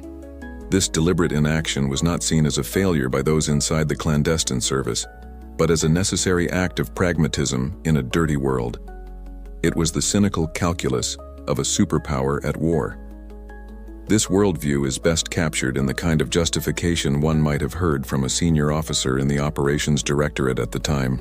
Let us consider a final uncomfortable quote from a fictionalized retired CIA division chief. People sit in Washington and they talk about banking laws and financial regulations. They don't understand. We were fighting a world war. The Soviets weren't filling out currency transaction reports in Afghanistan. Do you think we could have won the Cold War using Citibank? It's absurd. BCCI was a sewer, we all knew it. But it was our sewer.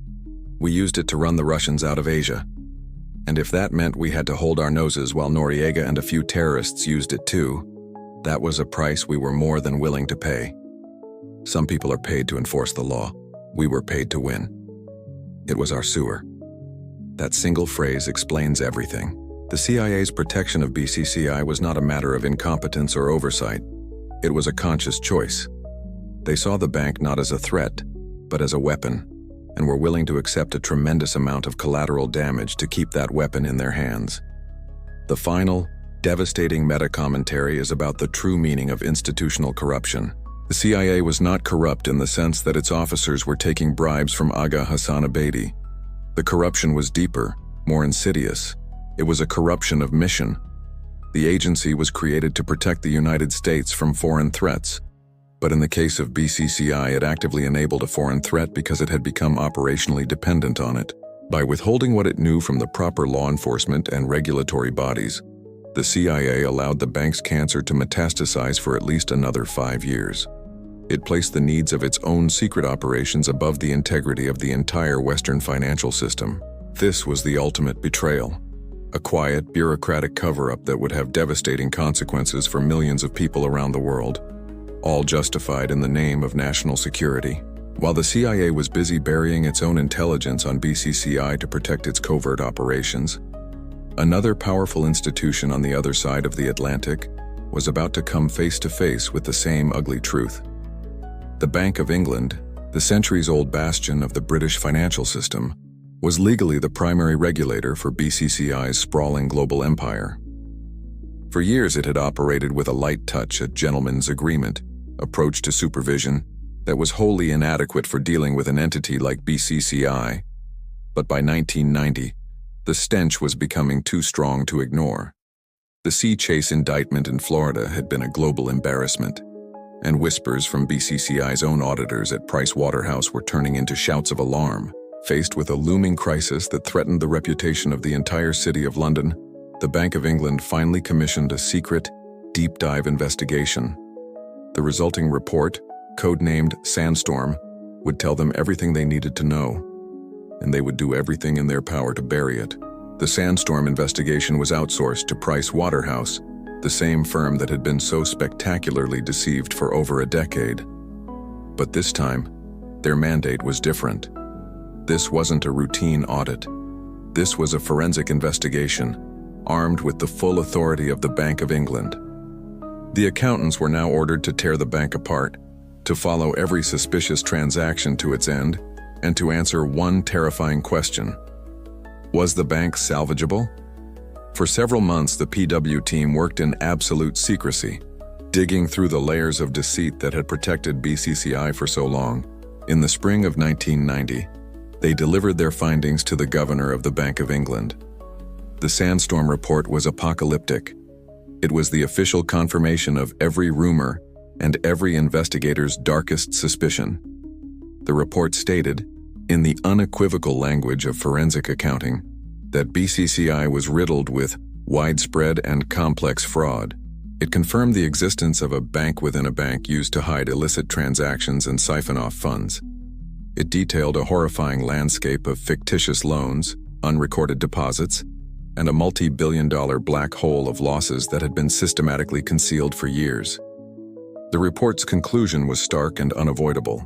The fraud was not the work of a few rogue managers, but had been orchestrated from the very top of the organization. BCCI was not just a mismanaged bank, it was a criminal enterprise, hopelessly and irretrievably insolvent. Presented with this definitive, explosive evidence, the duty of the Bank of England was clear. Its own rules and the basic principles of financial regulation demanded immediate action. They had a ticking time bomb on their hands, and the only responsible course of action was to shut BCCI down, freeze its assets, and launch a full-scale criminal investigation to protect what was left of the depositors' money. But they didn't. Instead, the governor and his top deputies made a fateful decision to suppress the Sandstorm report. They chose to keep the truth a secret. Why? The reasons were a toxic cocktail of fear, arrogance, and political expediency. Firstly, there was the terrifying prospect of a global financial panic. BCCI had over 1 million depositors, many of them small businesses and ordinary families in developing countries. A sudden collapse could trigger bank runs and destabilize the economies of dozens of nations. Secondly, there was the damage to the reputation of the City of London. Admitting that a fraud of this magnitude had flourished under their supervision for 18 years would be a humiliation, undermining the world's confidence in London as a safe place to do business. Finally, and perhaps most importantly, there was the immense diplomatic pressure. Shutting down the bank would mean effectively seizing the 77% stake owned by Sheikh Zayed of Abu Dhabi, a crucial political and economic ally of the United Kingdom. The fallout would be immense. Faced with these terrible options, the Bank of England chose a fourth path: delay. They convinced themselves that the problem could be managed quietly, behind the scenes. They would pressure the sheikh to inject more of his own money to cover the losses, hoping to orchestrate a secret restructuring without alerting the public. It was a fatally flawed strategy, born of a desire to avoid a messy public crisis at all costs. This mindset is captured in the kind of conversation that would have taken place within the bank's hallowed halls. Let us consider a final uncomfortable quote from a fictionalized senior Bank of England official of that time. "Gentlemen, we have a choice. We can detonate this bomb tomorrow morning, trigger a global panic, ruin 1 million depositors, and start a diplomatic war with our most important ally in the Gulf. Or we can try to contain it. We can work with the shareholder, manage the situation, and attempt an orderly resolution. The first option is a guaranteed catastrophe. The second offers at least a chance of avoiding one. Our duty is not to punish, but to maintain the stability of the system. We will handle this internally. We will handle this internally." It is the classic refrain of an establishment desperate to avoid washing its dirty linen in public. And so, the truth was buried. The Sandstorm report was locked away, known only to a tiny handful of people. And for more than a year, the Bank of England knowingly allowed a bank they knew to be a hollowed-out fraud to continue operating, taking deposits from unsuspecting people around the world. The meta-commentary on this decision is a damning indictment of a regulatory culture that prioritized reputation over responsibility. The Bank of England saw a raging fire and decided the best course of action was to close the curtains and pretend it wasn't there, for fear the neighbors might see the smoke. This deliberate inaction, this suppression of the truth, was not just a dereliction of duty. It was an act of gross negligence that multiplied the human cost of the inevitable collapse. Every day they delayed, the hole at the heart of BCCI grew deeper, and the money of innocent depositors continued to pour into it. The Sandstorm report was the truth, but it was a truth the establishment found too inconvenient to handle. As the Bank of England was locking the damning Sandstorm report in a vault, and the CIA was stonewalling any inquiry with the magical phrase national security, a new and unexpected threat to the conspiracy was emerging in the halls of the United States Senate. It came not from a powerful committee chairman or a high-ranking political figure, but from a determined junior senator from Massachusetts named John Kerry. At the time, Kerry was not the global statesman he would later become. He was the chairman of a relatively obscure subcommittee on terrorism, narcotics, and international operations.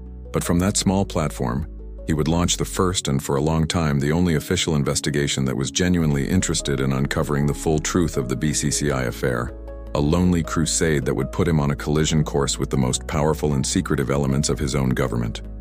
Kerry's interest was first ignited by the fallout from Operation Sea Chase. He saw the spectacular arrests, heard the shocking allegations of cartel money laundering. and then watched in dismay as the Justice Department pursued a surprisingly weak case that seemed designed to contain the scandal rather than expose it. He smelled a cover-up, sensing that the Tampa indictment was merely the tip of a much larger and more dangerous iceberg. Armed with a tiny staff, most notably the brilliant and tenacious investigator Jack Blum, Carey launched his own inquiry in 1989. What he discovered was a bipartisan conspiracy of silence, a political and governmental establishment that desperately wanted this story to die. From the very beginning, Carey's investigation was systematically obstructed. He was a Democrat poking into a scandal that had flourished under the Republican administrations of Ronald Reagan and George H.W. Bush. The political winds were blowing hard against him. His requests for funding were slashed, and his fellow senators, many of whom had connections to figures like Clark Clifford, warned him to back off. But the most formidable obstacles were the institutions of the executive branch itself. The Justice Department and the Central Intelligence Agency treated Carey's subcommittee not as a constitutionally mandated oversight body, but as a hostile entity to be neutralized. The stonewalling from the Department of Justice was a masterclass in bureaucratic warfare. When Carey's committee requested documents related to the BCCI investigation, they were met with endless delays, heavily redacted files, and the recurring excuse that turning over information could compromise their own ongoing criminal investigation. This was a cynical fiction. The DOJ's own investigation was largely dormant, a fact that would become a scandal in its own right. They refused to grant immunity to key witnesses who could have blown the case wide open, and they actively discouraged their prosecutors from cooperating with the Senate investigators. The DOJ was not trying to solve the BCCI case. It was trying to manage it, to keep its politically explosive secrets contained. The opposition from the CIA was even more absolute. When the committee began to probe the agency's long and sordid relationship with the bank, they hit a wall of granite. Every request for documents, every attempt to interview a case officer who had dealt with BCCI, was met with a flat refusal on the grounds of national security. The CIA invoked its right to protect sources and methods to create a total information blackout. They were hiding their own complicity, their use of the bank in Afghanistan, their payments to Noriega, their early knowledge of the fraud, behind the unassailable shield of state secrets. They were using the law to cover up their own lawlessness. The sheer arrogance of the executive branch was breathtaking, a sentiment echoed by the cynical old hands in Washington, who saw Carey as a naive idealist, picking a fight he couldn't win. This attitude is best captured by an uncomfortable quote from a fictional veteran K Street lobbyist of the era. "You have to understand, this kid Carey thinks he's in a movie. He thinks you ask a tough question and the truth comes out. This is Washington. You don't pull on a thread like BCCI. That thread isn't connected to a sweater, it's connected to a tripwire. It runs through the West Wing, Langley, the Justice Department, and the boardrooms of some very powerful people. They're not stonewalling him because he's wrong. They're stonewalling him because he's right." Despite the obstruction, Carey and Blum persisted. Through dogged, relentless investigation, they managed to piece together the first coherent public narrative of the scandal. They interviewed witnesses no one else would talk to. They followed the money trail from Washington, D.C. to Pakistan. Their final report, released in 1992, was a stunning indictment not only of BCCI, but of the systemic failure and deliberate obstruction by the U.S. government. The final, crucial meta-commentary of Senator Carey's lonely crusade is this: it was a stark and brutal lesson in the limits of congressional oversight when confronted by an executive branch determined to guard its secrets. The story of the investigation is the story of a system designed to prevent the truth from emerging. The stonewalling by the DOJ and the CIA was not just about protecting themselves from embarrassment. It was a fundamental assertion of power. It was the secret state declaring that it would not be held accountable by the elected representatives of the people. John Kerry's investigation did not ultimately bring the most powerful players to justice, but it did something almost as important. It created a record. It laid down a marker of truth that would make the eventual, full exposure of the scandal not just possible, but inevitable. At the very same time Senator Kerry's investigation was being suffocated by the Justice Department and the CIA, the single most important legal case ever brought against BCCI in the United States was reaching its conclusion. This was the case born from the heroism of Operation Sea Chase, the undercover sting that had yielded a mountain of irrefutable evidence. The customs agents who had risked their lives and the federal prosecutors in Tampa who had built the case were expecting a landmark trial, a public spectacle that would finally expose the bank's rotten core. What they got instead was a backroom deal, a baffling and suspiciously lenient plea bargain that can only be described as a sweetheart deal for a criminal enterprise. It was an act of legal sabotage orchestrated from Washington that effectively gave BCCI a green light to continue its global crime spree. The evidence in the Tampa case was overwhelming. Robert Mazur's undercover work had been a staggering success. The government had hundreds of hours of audio and video recordings of senior BCCI bankers eagerly conspiring to launder what they believed was cocaine money. They had detailed transaction records, cooperating witnesses, and a direct line from the Medellin cartel to the bank's executive suites. This was the kind of case prosecutors dream of, a slam dunk so powerful that the only logical step was a full-scale trial that would lay bare the bank's entire criminal methodology for the world to see.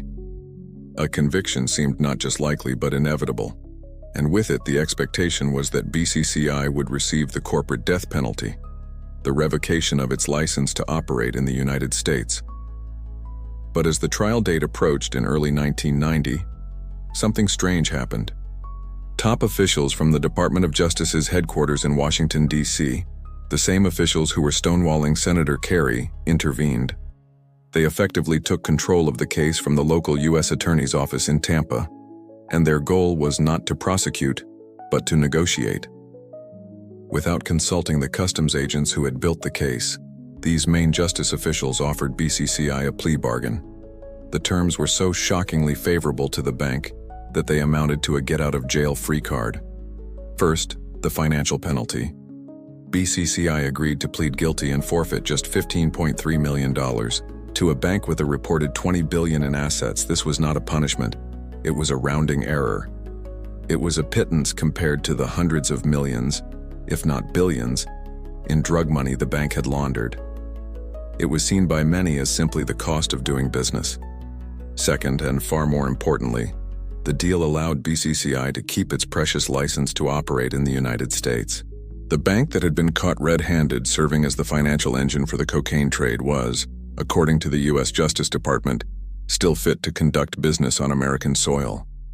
Finally, the deal shielded the bank's architects and senior leadership. A handful of mid-level managers who had been caught on tape were prosecuted, but the plea agreement ensured that the investigation would go no higher. Aga Hassan Abedi and his inner circle in London and Abu Dhabi remained untouched. The agents and prosecutors on the ground were enraged. They felt profoundly betrayed. They had spent years on a dangerous, high-stakes operation, only to see their victory given away by political appointees in Washington. Robert Mazur would later write that he felt the plea deal spat on the graves of every law enforcement officer who had died in the war on drugs. It was a clear signal that for all the government's tough-on-crime rhetoric, when a criminal enterprise was powerful enough and well-connected enough, it could literally buy its way out of justice. The official justification for the deal was a masterpiece of cynical doublespeak. Let's consider an uncomfortable quote from a fictionalized senior DOJ official, explaining the decision to a skeptical journalist off the record. "Look, we got a guilty plea. That's a win. A trial would have been long, expensive, and the outcome is never certain. This way, we get a conviction, we get a multi-million-dollar forfeiture, and we avoid dragging this out for years. It's about judicial efficiency. We can't let every case become a crusade. We took the deal that was on the table, and now we can move on. Judicial efficiency. Move on. This is the sterile language of a cover-up. The truth is that a public trial was the last thing the powerful figures connected to BCCI wanted. A trial would have meant subpoenas. It would have meant discovery, where defense attorneys could have demanded documents from the CIA about its relationship with the bank. It would have put witnesses on the stand who could have testified about the secret ownership of First American Bank and the role of powerful figures like Clark Clifford. A trial, in other words, would have risked blowing the lid off the entire conspiracy, exposing the U.S. government's own deep and dirty entanglement with the bank. The final damning meta-commentary is this: the Tampa plea deal was not justice. It was the opposite. It was a calculated, deliberate act of obstruction designed to protect powerful interests by containing the scandal. The goal was not to punish BCCI, but to silence it, to end the inquiry before it could get any closer to the political establishment. The deal was a signal sent from the highest levels of the Justice Department to the highest levels of BCCI that the bank's most important secrets were still safe. It was a devastating betrayal of the law enforcement officers who had put their lives on the line, and it was a tragedy for the world because it allowed the great wounded beast of BCCI to survive for another critical 18 months. Ensuring the final collapse would be all the more catastrophic. After the sweetheart deal in Tampa, a strange and deceptive calm settled over the BCCI affair. The Justice Department declared victory, the Bank of England continued to sit on its explosive secret report, and the CIA went back to business as usual. To the outside world, it looked as if BCCI had been slapped on the wrist, paid its fine, and would now carry on. It looked like the bank had won. But behind the scenes, the walls were finally closing in. The relentless pressure from Senator Kerry's investigation and, crucially, a new, aggressive, and independent criminal probe launched by the New York District Attorney Robert Morgenthau was making the cover-up untenable. The Bank of England, in particular, realized it was about to be exposed and humiliated for its inaction. The time for quiet containment was over. The time for a public execution had arrived. What followed was an operation of unprecedented scale and coordination in the history of international finance. Because BCCI was a stateless hydra, with heads in dozens of different countries, no single regulator could slay it. Cutting off the branch in London would simply mean the money would flow through Luxembourg. Shutting it down in the Caymans would mean the fraud would be rerouted through Panama. The only way to kill the beast was to strike at all its vital organs at once. In the spring of 1991, in a series of highly secret meetings, regulators from the United States, the United Kingdom, France, Spain, Switzerland, Luxembourg, and the Cayman Islands came together to plan the bank's demise. The coordinated global shutdown was codenamed Operation Polar Cap. The chosen day was Friday, July 5, 1991. The timing was deliberate. A Friday in the middle of summer would, they hoped, minimize immediate market panic. The execution was planned with the precision of a military strike. At exactly 1 p.m. London time, the plan was set in motion. In the City of London, teams of agents from the Bank of England and fraud investigators walked into BCCI's opulent headquarters. They presented the stunned executives with a legal order, ordering them to cease all operations immediately.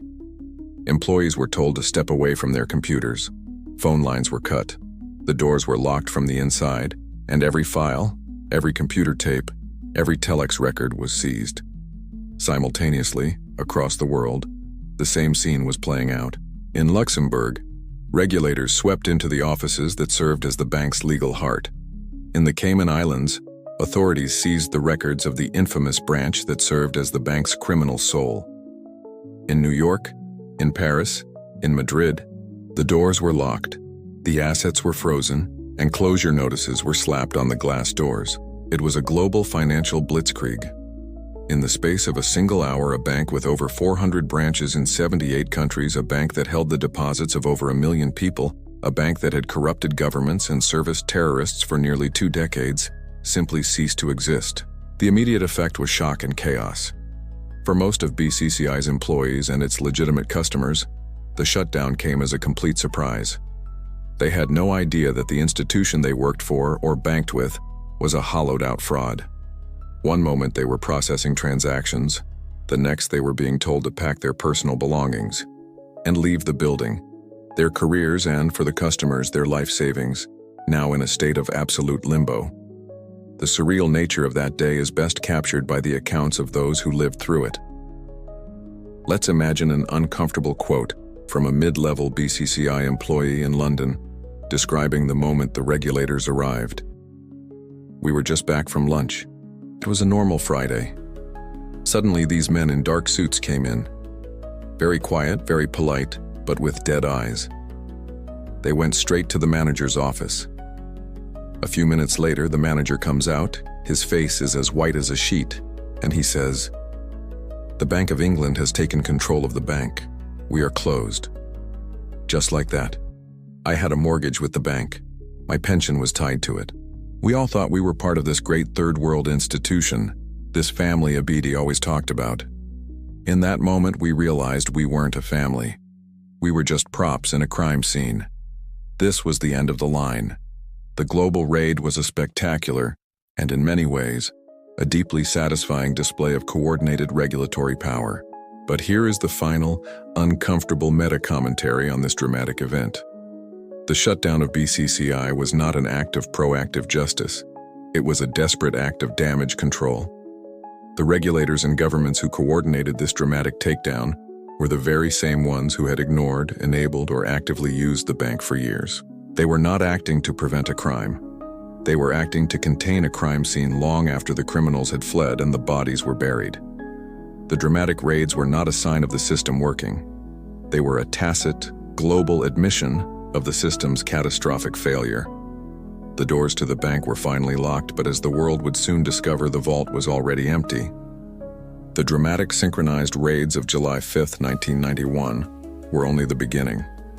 The doors were locked and the crime scene was secured, but now the grim work of the autopsy had to begin.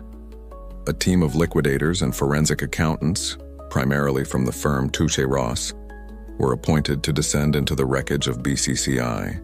Their task was monumental: to seize control of what was left of a global bank, to untangle a web of fraud that spanned 78 countries, and to answer two simple, terrifying questions. What was this bank truly worth, and where did all the money go? As they began to sift through the mountains of seized records, they quickly realized they were not dealing with a normal bank failure. They were excavating a financial black hole, a void of deceit and theft so vast it defied comprehension. For the first time in the bank's history, a single independent entity had unrestricted access to everything. The auditors could now see the books from the Luxembourg holding company, the records from the London head office, and most crucially, the secret ledgers from the Grand Cayman branch, all at the same time. The structural fragmentation that had protected BCCI for so long was gone. They could finally trace the transactions from beginning to end, and what they found was a fraud of breathtaking scale and elegant simplicity. The bank's entire balance sheet, the one certified as true and fair for years by Price Waterhouse, was a magnificent work of fiction. They discovered that billions of dollars listed as assets in the annual reports were, in fact, a complex network of fictitious loans. These were loans made to shell companies in the Cayman Islands controlled by the bank itself, or to BCCI's own shareholders and nominees, with no expectation of ever being paid back. Their sole purpose was to plug the ever-growing holes in the balance sheet. When the bank lost $100 million on a bad currency speculation, it would simply create a fake loan for $100 million to a Panamanian front company, and the books would balance. It was the financial equivalent of using a child as crayon to draw a picture of money and calling it a treasury bond. Worse still, the auditors uncovered the full mechanics of the bank within a bank. They found evidence of billions of dollars in unrecorded deposits. A wealthy depositor, often one of the bank's criminal or intelligence agency clients, would give BCCI $100 million, but that deposit would never be entered onto the official books. The customer would get a secret private statement, but the cash itself was now off the books, free to be used by Abidi's inner circle for bribery, for covering other losses, or for outright theft. It was a ghost system, operating in parallel to the public bank, designed to siphon away its lifeblood. The auditors, with their calculators and spreadsheets, were essentially mapping the anatomy of a grand theft, as one of the lead investigators would later imply. Let us imagine an uncomfortable quote from a senior liquidator speaking to a financial journalist months into the grim process. "I've spent 30 years investigating bank failures. You see mismanagement, you see bad loans, you see pockets of fraud. This was different. This wasn't a bank that failed. This was a highly sophisticated global mechanism designed for the sole purpose of committing fraud. Its profits, its assets, its entire corporate culture. It was all a lie. They didn't just break the rules of banking. They created a system where the rules simply didn't exist. It's the most perfect criminal enterprise I have ever seen." When the final accounting was done, the numbers were staggering. The liquidators concluded that somewhere between $10 billion and $15 billion was missing, unaccounted for, gone. In 1991, this was an almost unimaginable sum of money. It was, by a huge margin, the largest banking fraud in world history. So where did it all go? A portion of it had been used to cover up the bank's catastrophic losses in speculative treasury and currency trading. Another portion had been stolen outright by the bank's inner circle to fund their obscenely lavish lifestyles. Billions more had been paid out in bribes to politicians and officials around the world to keep the scheme going, and a final, unknowable amount had simply been siphoned off by the bank's criminal clientele. And this is the final, brutal meta-commentary on the missing billions. That number, $10 billion, is so large it becomes an abstraction. But it wasn't an abstraction. It was the life savings of a cotton farmer in Pakistan. It was the working capital for a small business owner in Nigeria. It was the municipal funds for a town in Colombia. It was the retirement account for a family in Britain. It was the collective wealth of over 1 million people, most of them in the developing world that Aga Hassan Abedi had cynically claimed he wanted to empower. The auditor's report was not just a balance sheet. It was a testament to the human cost of 2 decades of unchecked greed, a crime that had been enabled and ignored by the governments and regulators who were sworn to prevent it. The black hole the accountants found on the books was not just financial. It was a moral abyss. As the forensic accountants sifted through the financial graveyard of BCCI, calculating the scale of the theft, a different kind of accounting was beginning in the halls of justice. The collapse was too massive, the public outcry too loud, for the establishment to simply move on. There had to be accountability, scapegoats were needed, and the spotlight, now burning with the intensity of a global scandal, turned with laser-like focus onto the 2 men who had served as BCCI's Praetorian Guard in Washington, the legendary Clark Clifford and his protege, Robert Altman. Their fall from grace would be as swift and spectacular as the collapse of the bank they had so dutifully served. With the bank's doors locked and its secret records seized, the wall of denial that Clifford and Altman had built around themselves finally crumbled. Investigators for the New York District Attorney, Robert Morgenthau, and for the federal government, now under immense political pressure to rectify the embarrassment of the Tampa plea deal, had the smoking gun. In the bank's own files, they found the loan documents, the proof that Clifford and Altman's multi-million-dollar stake in First American Bank shares, the very ownership that made them rich, had been secretly and illegally financed by BCCI itself. The loans were a sham, requiring no collateral and no repayment. They were not loans, they were bribes, cleverly disguised to give the 2 men a personal financial stake in perpetuating the fraud. Armed with this irrefutable evidence, prosecutors moved. In late July 1992, almost exactly 1 year after the global shutdown, the unthinkable happened. A New York grand jury and a federal grand jury both returned indictments against the 85-year-old Clark Clifford and the 45-year-old Robert Altman. The charges were a stunning repudiation of their entire careers: bank fraud, conspiracy, and receiving bribes. The men who had presented themselves as the independent, all-American leadership of First American were now formally accused of being paid agents of a criminal foreign bank, of deliberately lying to federal regulators, and of being central players in the largest financial conspiracy in history. The news of the indictment exploded like a bomb in the insular world of Washington, D.C. This was not some fringe political player or low-level lobbyist. This was Clark Clifford, a man who had advised President Truman at the dawn of the Cold War, a man who had run the Pentagon during the Vietnam War, a man whose name was synonymous with establishment power and integrity. Now, in the twilight of his life, he was a common criminal defendant, his face splashed across the front pages of the newspapers, his legacy in ruins. It was a Shakespearean tragedy played out in real time, the ultimate insider suddenly cast out into the cold. Clifford, ever the pugnacious lawyer, responded not with contrition but with indignant fury, casting himself as the ultimate victim. Here is an uncomfortable quote, capturing the essence of his defiant public statement on the courthouse steps. "I am 85 years old. For more than 50 of those years, I have served my country to the best of my ability, in both public office and private life. Today, a prosecutor seeking headlines has chosen to attack that lifetime of service with these baseless and outrageous charges. I was not a party to any deception. I was, in fact, a victim of it.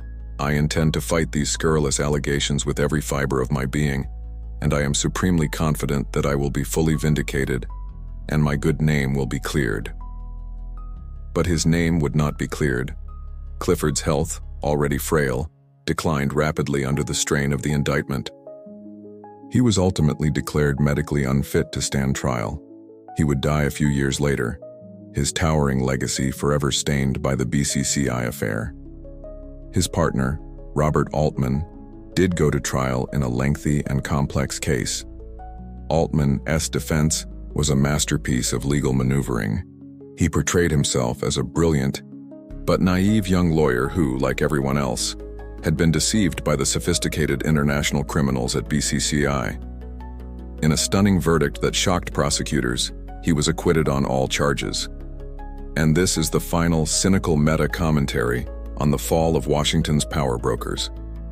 The indictment itself was a necessary and cathartic moment. It was a powerful, if belated, signal that no one, not even a legend like Clark Clifford, was entirely above the law. But the ultimate outcome sends a far more troubling message about the nature of establishment justice. The system was forced to indict them, but it could not bring itself to convict them. The final result, one man too sick for trial, the other acquitted, felt less like a resolution and more like an escape hatch. It suggested that while the establishment may be forced by public pressure to sacrifice one of its own, it has mechanisms to ensure that the consequences are never as severe as they would be for an ordinary citizen. The fall of Clark Clifford was a spectacular public drama, but in the end there was no final judgment, no jail time, no definitive verdict, just the quiet, ambiguous fading of a once great reputation into disgrace. While the architects of the BCCI fraud, men like Clark Clifford and Robert Altman, navigated the genteel corridors of the American justice system, a far harsher form of justice was being meted out to the bank's true victims. As the liquidators tried to make sense of the multi-billion-dollar black hole, over 1 million families and businesses around the world woke up to a brutal, terrifying new reality. Their money was gone. Their life savings, their business capital, their children's educational funds, their retirement pensions, all of it had vanished into the void. The story of BCCI's collapse is not ultimately about spies or power brokers. It is a story of mass financial devastation, a crime whose price was paid not by the powerful, but by the powerless. The deepest, most cynical irony of the entire BCCI affair is the identity of its victims. Agha Hassan Abedi had sold his bank as a champion of the Third World, a financial institution for the peoples of Asia, Africa, and the Middle East, who had been left behind by the Western banking establishment. And in this one, terrible respect, he had been successful. The vast majority of BCCI's 1 million plus depositors were not wealthy international criminals or shadowy intelligence agencies. They were the very people Abedi claimed to be serving. They were shopkeepers in Karachi, textile exporters in Dhaka, farmers in Kenya, and expatriate workers in the Persian Gulf, sending their meager savings home. They chose BCCI because it was accessible, because it had branches in their towns, and because they believed its promise of empowerment. It was a promise that was, in fact, the bait for the largest financial trap in modern history. When the doors were locked on July 5, 1991, the effect was immediate and catastrophic. Imagine a small business owner in Lagos, Nigeria, who had a letter of credit from BCCI to import a shipment of spare parts. That letter of credit was now worthless. His shipment was stuck at the port, his business was paralyzed, and his life's work was on the verge of collapse. Imagine a family in a small village in Pakistan who had spent 20 years saving for their daughter's dowry, entrusting every spare rupee to their local BCCI branch. That account was now frozen, the money gone, their daughter's future and their family's honor thrown into jeopardy. Imagine the hundreds of thousands of guest workers in Dubai and Saudi Arabia who used BCCI as the primary channel to send remittances back to their families in India and the Philippines. The money they had earned through years of hard labor separated from their loved ones, had simply disappeared in transit. This was the reality in over 70 countries. And because BCCI was a stateless entity, incorporated in the legal black holes of Luxembourg and the Cayman Islands, there was no safety net. There was no national government with a deposit insurance scheme like the FDIC in the United States to guarantee the accounts. The liquidators would spend the next decade trying to recover assets, but it was a pittance. For years, depositors would get letters promising a potential payout of 10, maybe 20 cents on the dollar. A pittance that for many never even arrived. The helplessness and betrayal felt by these victims was absolute. Let's hear an uncomfortable quote, the voice of a fictional elderly man in Dhaka, Bangladesh, speaking to a reporter outside a shuttered BCCI branch weeks after the collapse. "I am a teacher. For 35 years, I put my money in this bank, every month a small amount. This was for my wife's medical care, for my grandchildren. They told me it was a strong bank, a Muslim bank, our bank. I see on the television that the men in London and America who ran this bank live in big houses. They have lawyers. I have this passbook and the lock on the door. They have taken my life. They have taken my past and my future. Who will answer for this?" It is a question that would never be satisfactorily answered. While the Sheikh of Abu Dhabi, the bank's majority owner, would eventually use his immense oil wealth to make the depositors in his own country whole, the vast majority of victims in poorer nations were abandoned. The great irony is that the wealthy and powerful players who had used and enabled the bank all escaped the consequences. The CIA had its Cold War victory. The Justice Department had its contained scandal. Clark Clifford and Robert Altman avoided jail. The auditors at Price Waterhouse paid a fine and went right on auditing. The true cost of the crime was borne entirely by those least able to afford it. And this is the final, furious meta-commentary on the global fallout. The BCCI scandal was, in its essence, a colossal upward transfer of wealth, from the poor to the hyper-rich and criminally connected. It was a vampire, draining the economic lifeblood of the developing world to fund the lavish lifestyles of its executives and the dark designs of its elite clientele. Aga Hassan Abedi's dream of a third world bank was not just a failure, it was a monstrous deception. He did not build a rival to the Western financial system. He built a more ruthless and parasitic version of it, one that preyed on the trust and aspirations of the very people it pretended to champion. The missing billions were not just a loss, they were a theft, and the victims were a million ordinary people who had done nothing wrong except believe a lie. The bank was dead. Its American shields were disgraced. Its depositors were ruined. In the wake of the greatest financial crime in history, a sprawling, international search for justice began. Investigators and prosecutors in a dozen countries worked to untangle the web and hold the guilty to account. But one man remained conspicuously absent from every courtroom, every jail cell, and every list of convicted felons. The one man who stood at the absolute center of the conspiracy, the visionary architect of the entire fraud, Aga Hassan Abedi, would never answer for his crimes. His final years are perhaps the most infuriating chapter of the entire saga, a testament to the fact that for the truly powerful, justice is often just a suggestion. In the aftermath of the collapse, Abedi was indicted in absentia by grand juries in the United States and the United Kingdom. The charges were biblical in their scope: fraud, racketeering, larceny, conspiracy. On paper, he was one of the most wanted white-collar fugitives on the planet. But Abedi was not hiding in a remote jungle compound or living under a false identity. By the time the bank imploded, he was living openly and comfortably in his home city of Karachi, Pakistan. He had undergone a heart transplant in 1988, and his failing health provided a convenient excuse to retire from the bank he had already driven into the ground and to retreat to a place where Western law enforcement could not reach him.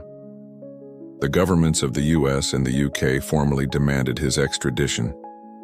The evidence against him was mountainous and irrefutable, but the government of Pakistan flatly refused. To the outside world, this refusal was an outrageous obstruction of justice. But from within Pakistan, the calculus was very different. To a segment of the population and the establishment, Abedi was not a criminal. He was a national hero. He was the Pakistani who had taken on the Western financial giants and built a global institution that projected the country's influence across the world. More pragmatically, BCCI was not just a bank in Pakistan. It was an integral part of the country's deep state.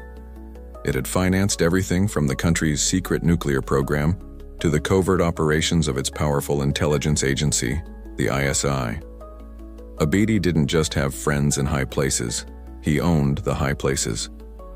To extradite him would be to risk having him reveal the deepest secrets of the Pakistani military and political elite in an American courtroom. It was never going to happen. And so, Abedi lived his final years in a state of untouchable impunity. While liquidators were fighting in court for years to claw back a few cents on the dollar for the million depositors whose lives he had destroyed, Abedi was living under the protection of the state. He was not a fugitive cowering in the shadows. He held court, receiving a steady stream of well-wishers and old associates. He was a man who had orchestrated a $10 billion theft, and he was allowed to live out his days in peace, shielded by the very forces of national sovereignty that his stateless bank had been designed to circumvent. The Pakistani government's public justification was a masterclass in defiant, nationalistic rhetoric.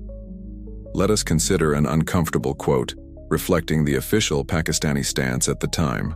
We are being asked by the West to turn over a respected, elderly, and ailing son of Pakistan to face a political show trial. The charges against Mr. Abedi are part of a larger campaign to destroy a successful third world institution that dared to challenge the Western financial monopoly. We will not be a party to this neo-colonial witch hunt. He is a Pakistani citizen on Pakistani soil, and he will be afforded the protection of our laws. It was a perfect cynical inversion of the truth. The man who had plundered the developing world was now being positioned as its champion and its martyr. Abedi would ultimately die of heart failure in 1995. He died a free man in his own country, surrounded by family, having never spent a single day answering for the global devastation he had caused. His second-in-command, Swaleh Naqvi, who lacked Abedi's political protection, was eventually extradited from Abu Dhabi and would serve time in a U.S. prison, but the mastermind himself got away with it all. The final, bitter meta-commentary on Abedi's escape is this: it was the ultimate posthumous victory for his cynical worldview. He had built his bank on the premise that laws and borders were obstacles for lesser men, that with enough money and influence, you could operate in a space beyond accountability. And in the end, he proved his own thesis.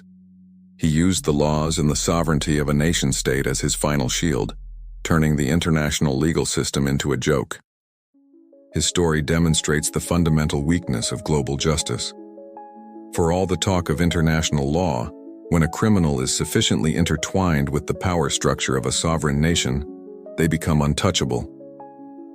Aga Hassan Abedi did not just commit the crime of the century. He proved that if you are powerful enough and your secrets are valuable enough to the right people, there is no such thing as a global fugitive. There is only a man waiting comfortably at home for the statute of limitations on the world's memory to run out. Aga Hassan Abedi's escape from justice was not an anomaly. It was the rule. As the years went by and the dust settled on the greatest financial scandal in history, a deeply disturbing pattern emerged. The collapse of the bank was not followed by a great and thorough reckoning. Instead, it was followed by a quiet, deliberate, and remarkably successful effort to bury the most difficult questions and to ensure that the most powerful individuals involved would never be held to account. The official investigation into BCCI did not end with a period. It ended with a series of question marks, questions so profound and so stubbornly unanswered that they stand today as monuments to a cover-up that continues to this day. The first and most glaring question is this: why did almost no one go to jail? Consider the scale of the crime. A criminal enterprise that operated for nearly 20 years, stole more than $10 billion, laundered money for drug lords and terrorists, and ruined the lives of over 1 million people. A crime of this magnitude should have resulted in dozens, if not hundreds, of lengthy prison sentences. Yet, the final tally of accountability is shockingly, almost comically, small. A few mid-level managers like Abedi's deputy Swaleh Naqvi served time. But the vast majority of the bank's senior executive corps, the men who orchestrated the fraud from the head office, either escaped like a beady or cut deals for minimal sentences. And what about their powerful enablers in the West? The lawyers, the lobbyists, the auditors, the government officials who looked the other way? Not a single one of them ever spent a night in prison for their role in the affair. The contrast with the sentences handed down in later, lesser financial scandals is stark, and it points to an unavoidable conclusion. There was no appetite for real justice. The second question is even more troubling. Why do so many of the official records of the case remain secret? To this day, decades after the end of the Cold War, vast swathes of the CIA's files on its relationship with BCCI remain classified. The Department of Justice continues to withhold key documents from its own internal investigations, citing national security. What secrets could possibly be so vital that they must be protected a generation after the fact? The secrets are not about protecting sources and methods from the defunct Soviet Union. They are about protecting the reputation of the United States government. The classified files contain the full ugly truth of the agency's deep and prolonged complicity, the details of which operations were funded, which assets were paid, and most damningly exactly how much the agency knew about the bank's criminality, and when they knew it. To release these files would be to release an official, undeniable record of the government's own guilt. This leads to the third and most politically explosive question. Was a secret deal struck to protect the bank's powerful owner, Sheikh Zayed of Abu Dhabi? In the years after the collapse, the Sheikh and his government would contribute several $billion to a compensation fund for the bank's depositors. This was publicly hailed as a magnificent act of generosity. But many investigators believe it was the result of a secret quid pro quo. The deal they allege was this. Abu Dhabi would provide the bailout money to make the problem of the million angry depositors go away, and in exchange the US and UK governments would agree to halt any criminal investigation that might lead to the Sheikh's inner circle or implicate him in the fraud. This would explain why every investigation, from New York to London, seemed to stop at a certain level, never daring to pursue the ultimate source of the bank's capital and political cover. This sentiment was best expressed by the frustrated investigators who saw justice thwarted at every turn. Let us consider an uncomfortable quote from a fictionalized investigator who worked on one of the official inquiries.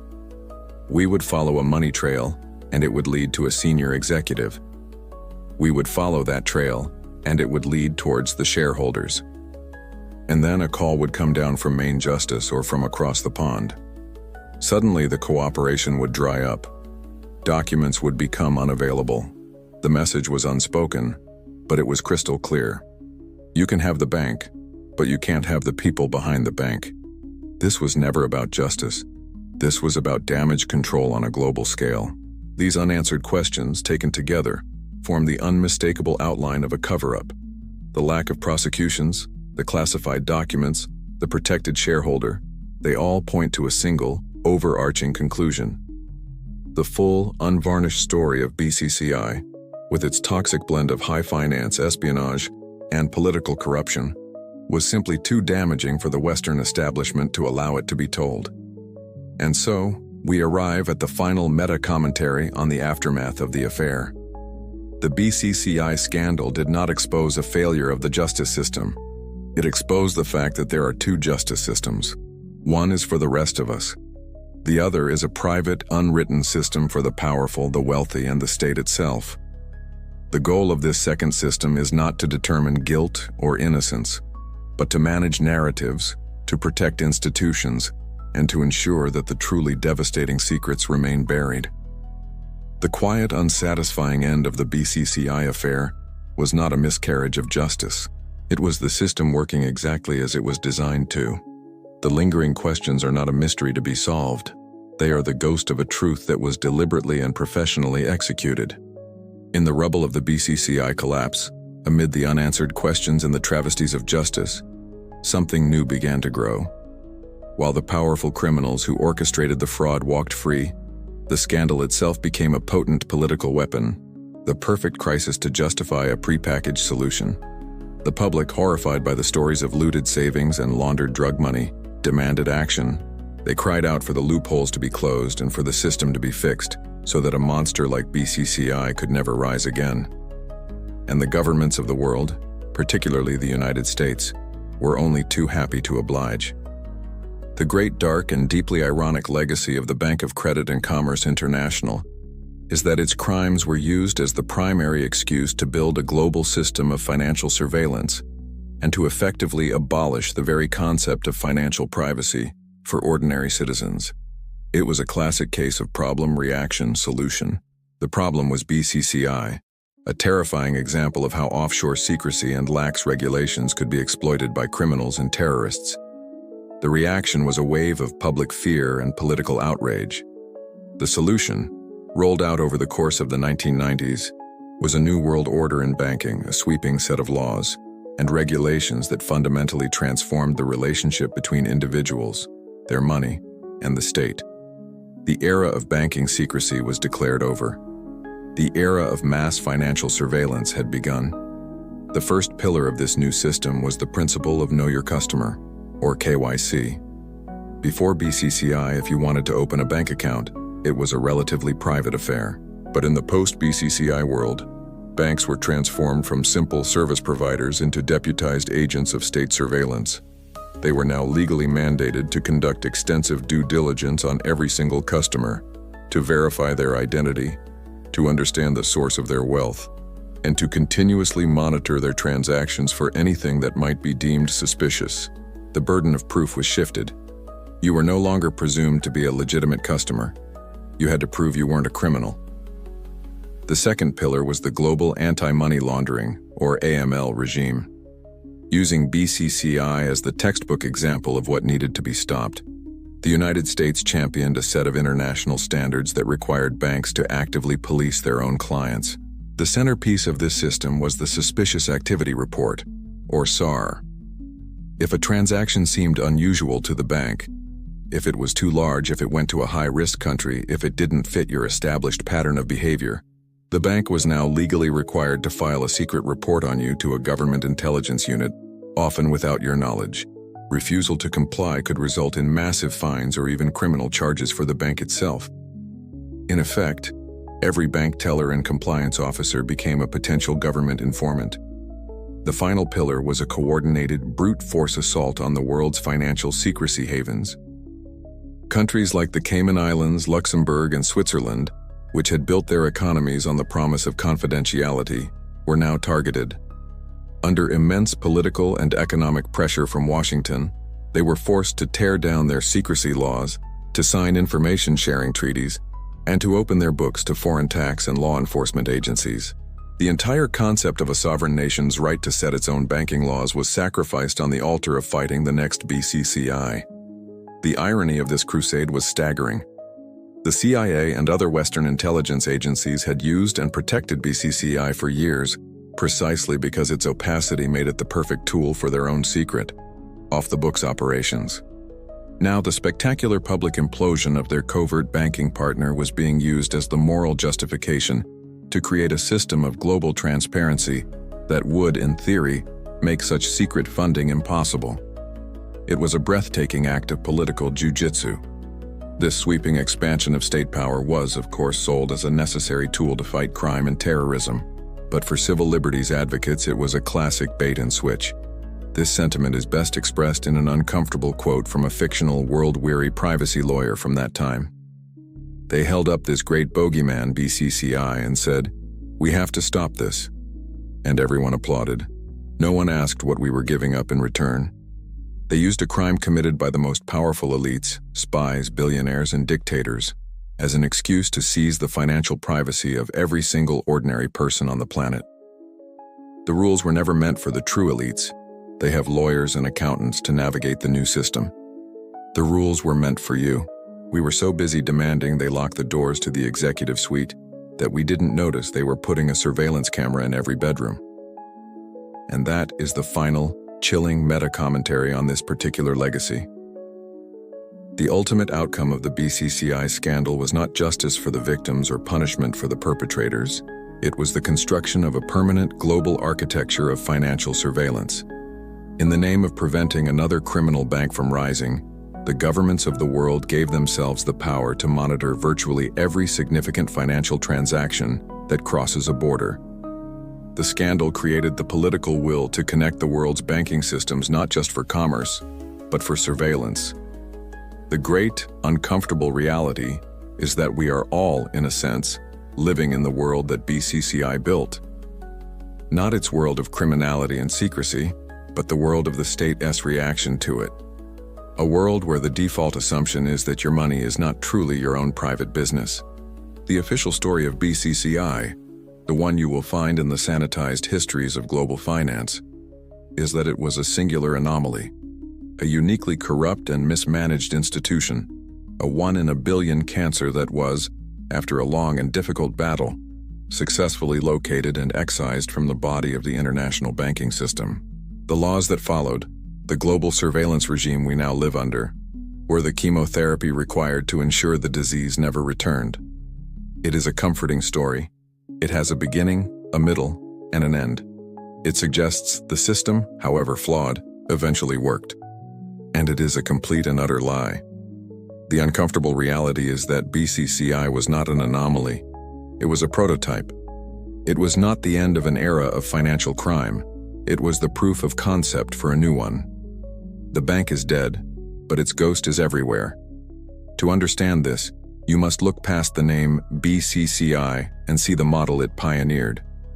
Aga Hassan Abedi's true, dark genius was not in the fraud itself, but in the creation of a new kind of corporate entity, a new way of structuring power and money that was deliberately designed to be ungovernable. BCCI was arguably the world's first truly stateless multinational corporation. It had no real home, no single national identity, and therefore no ultimate sovereign to which it was accountable. This principle of strategic statelessness, of operating from a shifting web of offshore jurisdictions to play regulators off against each other, did not die in 1991. It has become the default operating model for the most aggressive and opaque corners of modern finance, from shadowy hedge funds and private equity giants to the sprawling, borderless world of cryptocurrency exchanges. BCCI's second great innovation was to act as a financial nexus point, a neutral ground where the official world of governments and intelligence agencies could secretly do business with the unofficial world of organized crime and terrorism.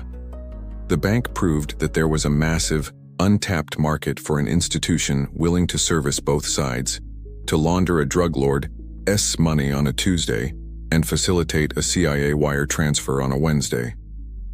This nexus of crime and espionage did not vanish when BCCI's doors were locked.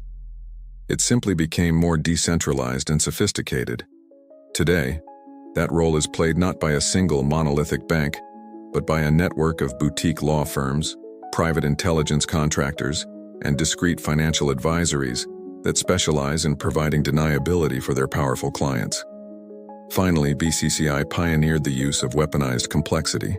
Its corporate structure was not just complicated, it was engineered to be incomprehensible, a labyrinth of shell companies and parallel books designed to exhaust and defeat any attempt at oversight.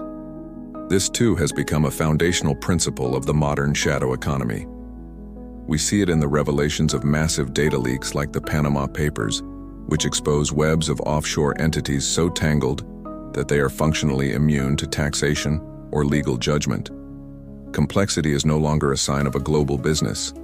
It is a deliberate strategy, a form of corporate camouflage designed to make accountability impossible. The tools have changed, from telex machines to encrypted blockchains, but the goal remains the same. This evolution has not gone unnoticed by those who have spent their lives watching the shadows. Let's consider an uncomfortable quote from a fictionalized, deeply jaded former financial regulator, now in retirement. "We didn't kill BCCI. We shattered it. The official story is that we won, but what we really did was break a single large visible target into 1,000 tiny invisible pieces. Now the same functions are performed by 1,000 different specialist firms. You have one that does the money laundering, one that handles the political influence, one that provides the legal cover. It's a distributed network. It's more resilient, harder to track, and infinitely more efficient than the clumsy old giant Abedi built. We didn't get rid of the disease. We just forced it to evolve into a more virulent form. And this is the final, paranoid meta-commentary on the bank's true legacy. BCCI was not a failure. It was a wildly successful field test.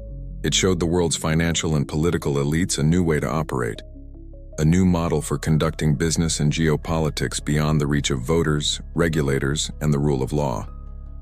While the public was placated with new surveillance laws designed to monitor their own modest transactions, the true inheritors of Abedi's vision, the architects of the modern offshore system, were busy building BCCI 2.0, a faster, leaner, and more decentralized version of the original. The ghost in the machine is not just a metaphor. It is the set of operating principles that Abedi pioneered, principles that are now deeply embedded in the source code of 21st century global capitalism. The bank is gone, but its operating system is running on 1 million servers around the world, right now, as you listen to this. We are left, then, with the ghost. Not just the ghost of a dead bank, but the ghost of an idea. The official narrative tells us that the BCCI affair was a story about a single criminal bank. But the uncomfortable reality, the final bitter truth that this story exposes, is that it was never about just one bank. It was about the system itself. The most profound and permanent legacy of BCCI is not the new laws it spawned or the new financial structures it prototyped. It is the permanent and irreversible blurring of the lines between three worlds we once naively believed were separate: the world of legitimate high finance, the world of state intelligence, and the world of organized crime. Before BCCI, it was possible to imagine these worlds as distinct.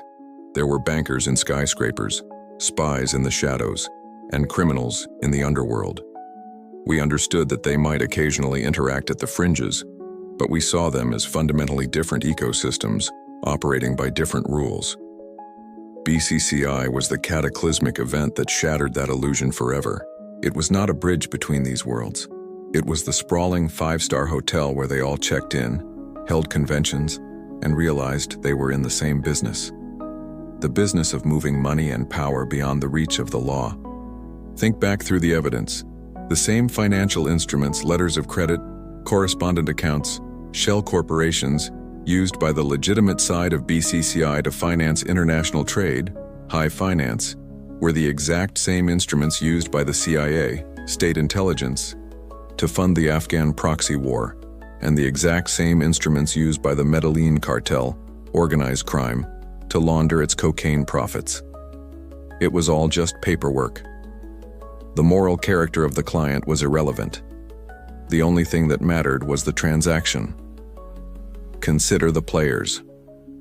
Clark Clifford, the personification of the Washington legal and political establishment, high finance, used his immense credibility to protect a bank that was a vital asset for Oliver North's illegal off-the-books foreign policy, state intelligence, which in turn was lubricated by money from arms dealers who also serviced rogue states and terrorist groups, organized crime. They were not separate actors in separate dramas. They were all characters in the same sordid play, with BCCI providing the stage and scripting the financial arrangements.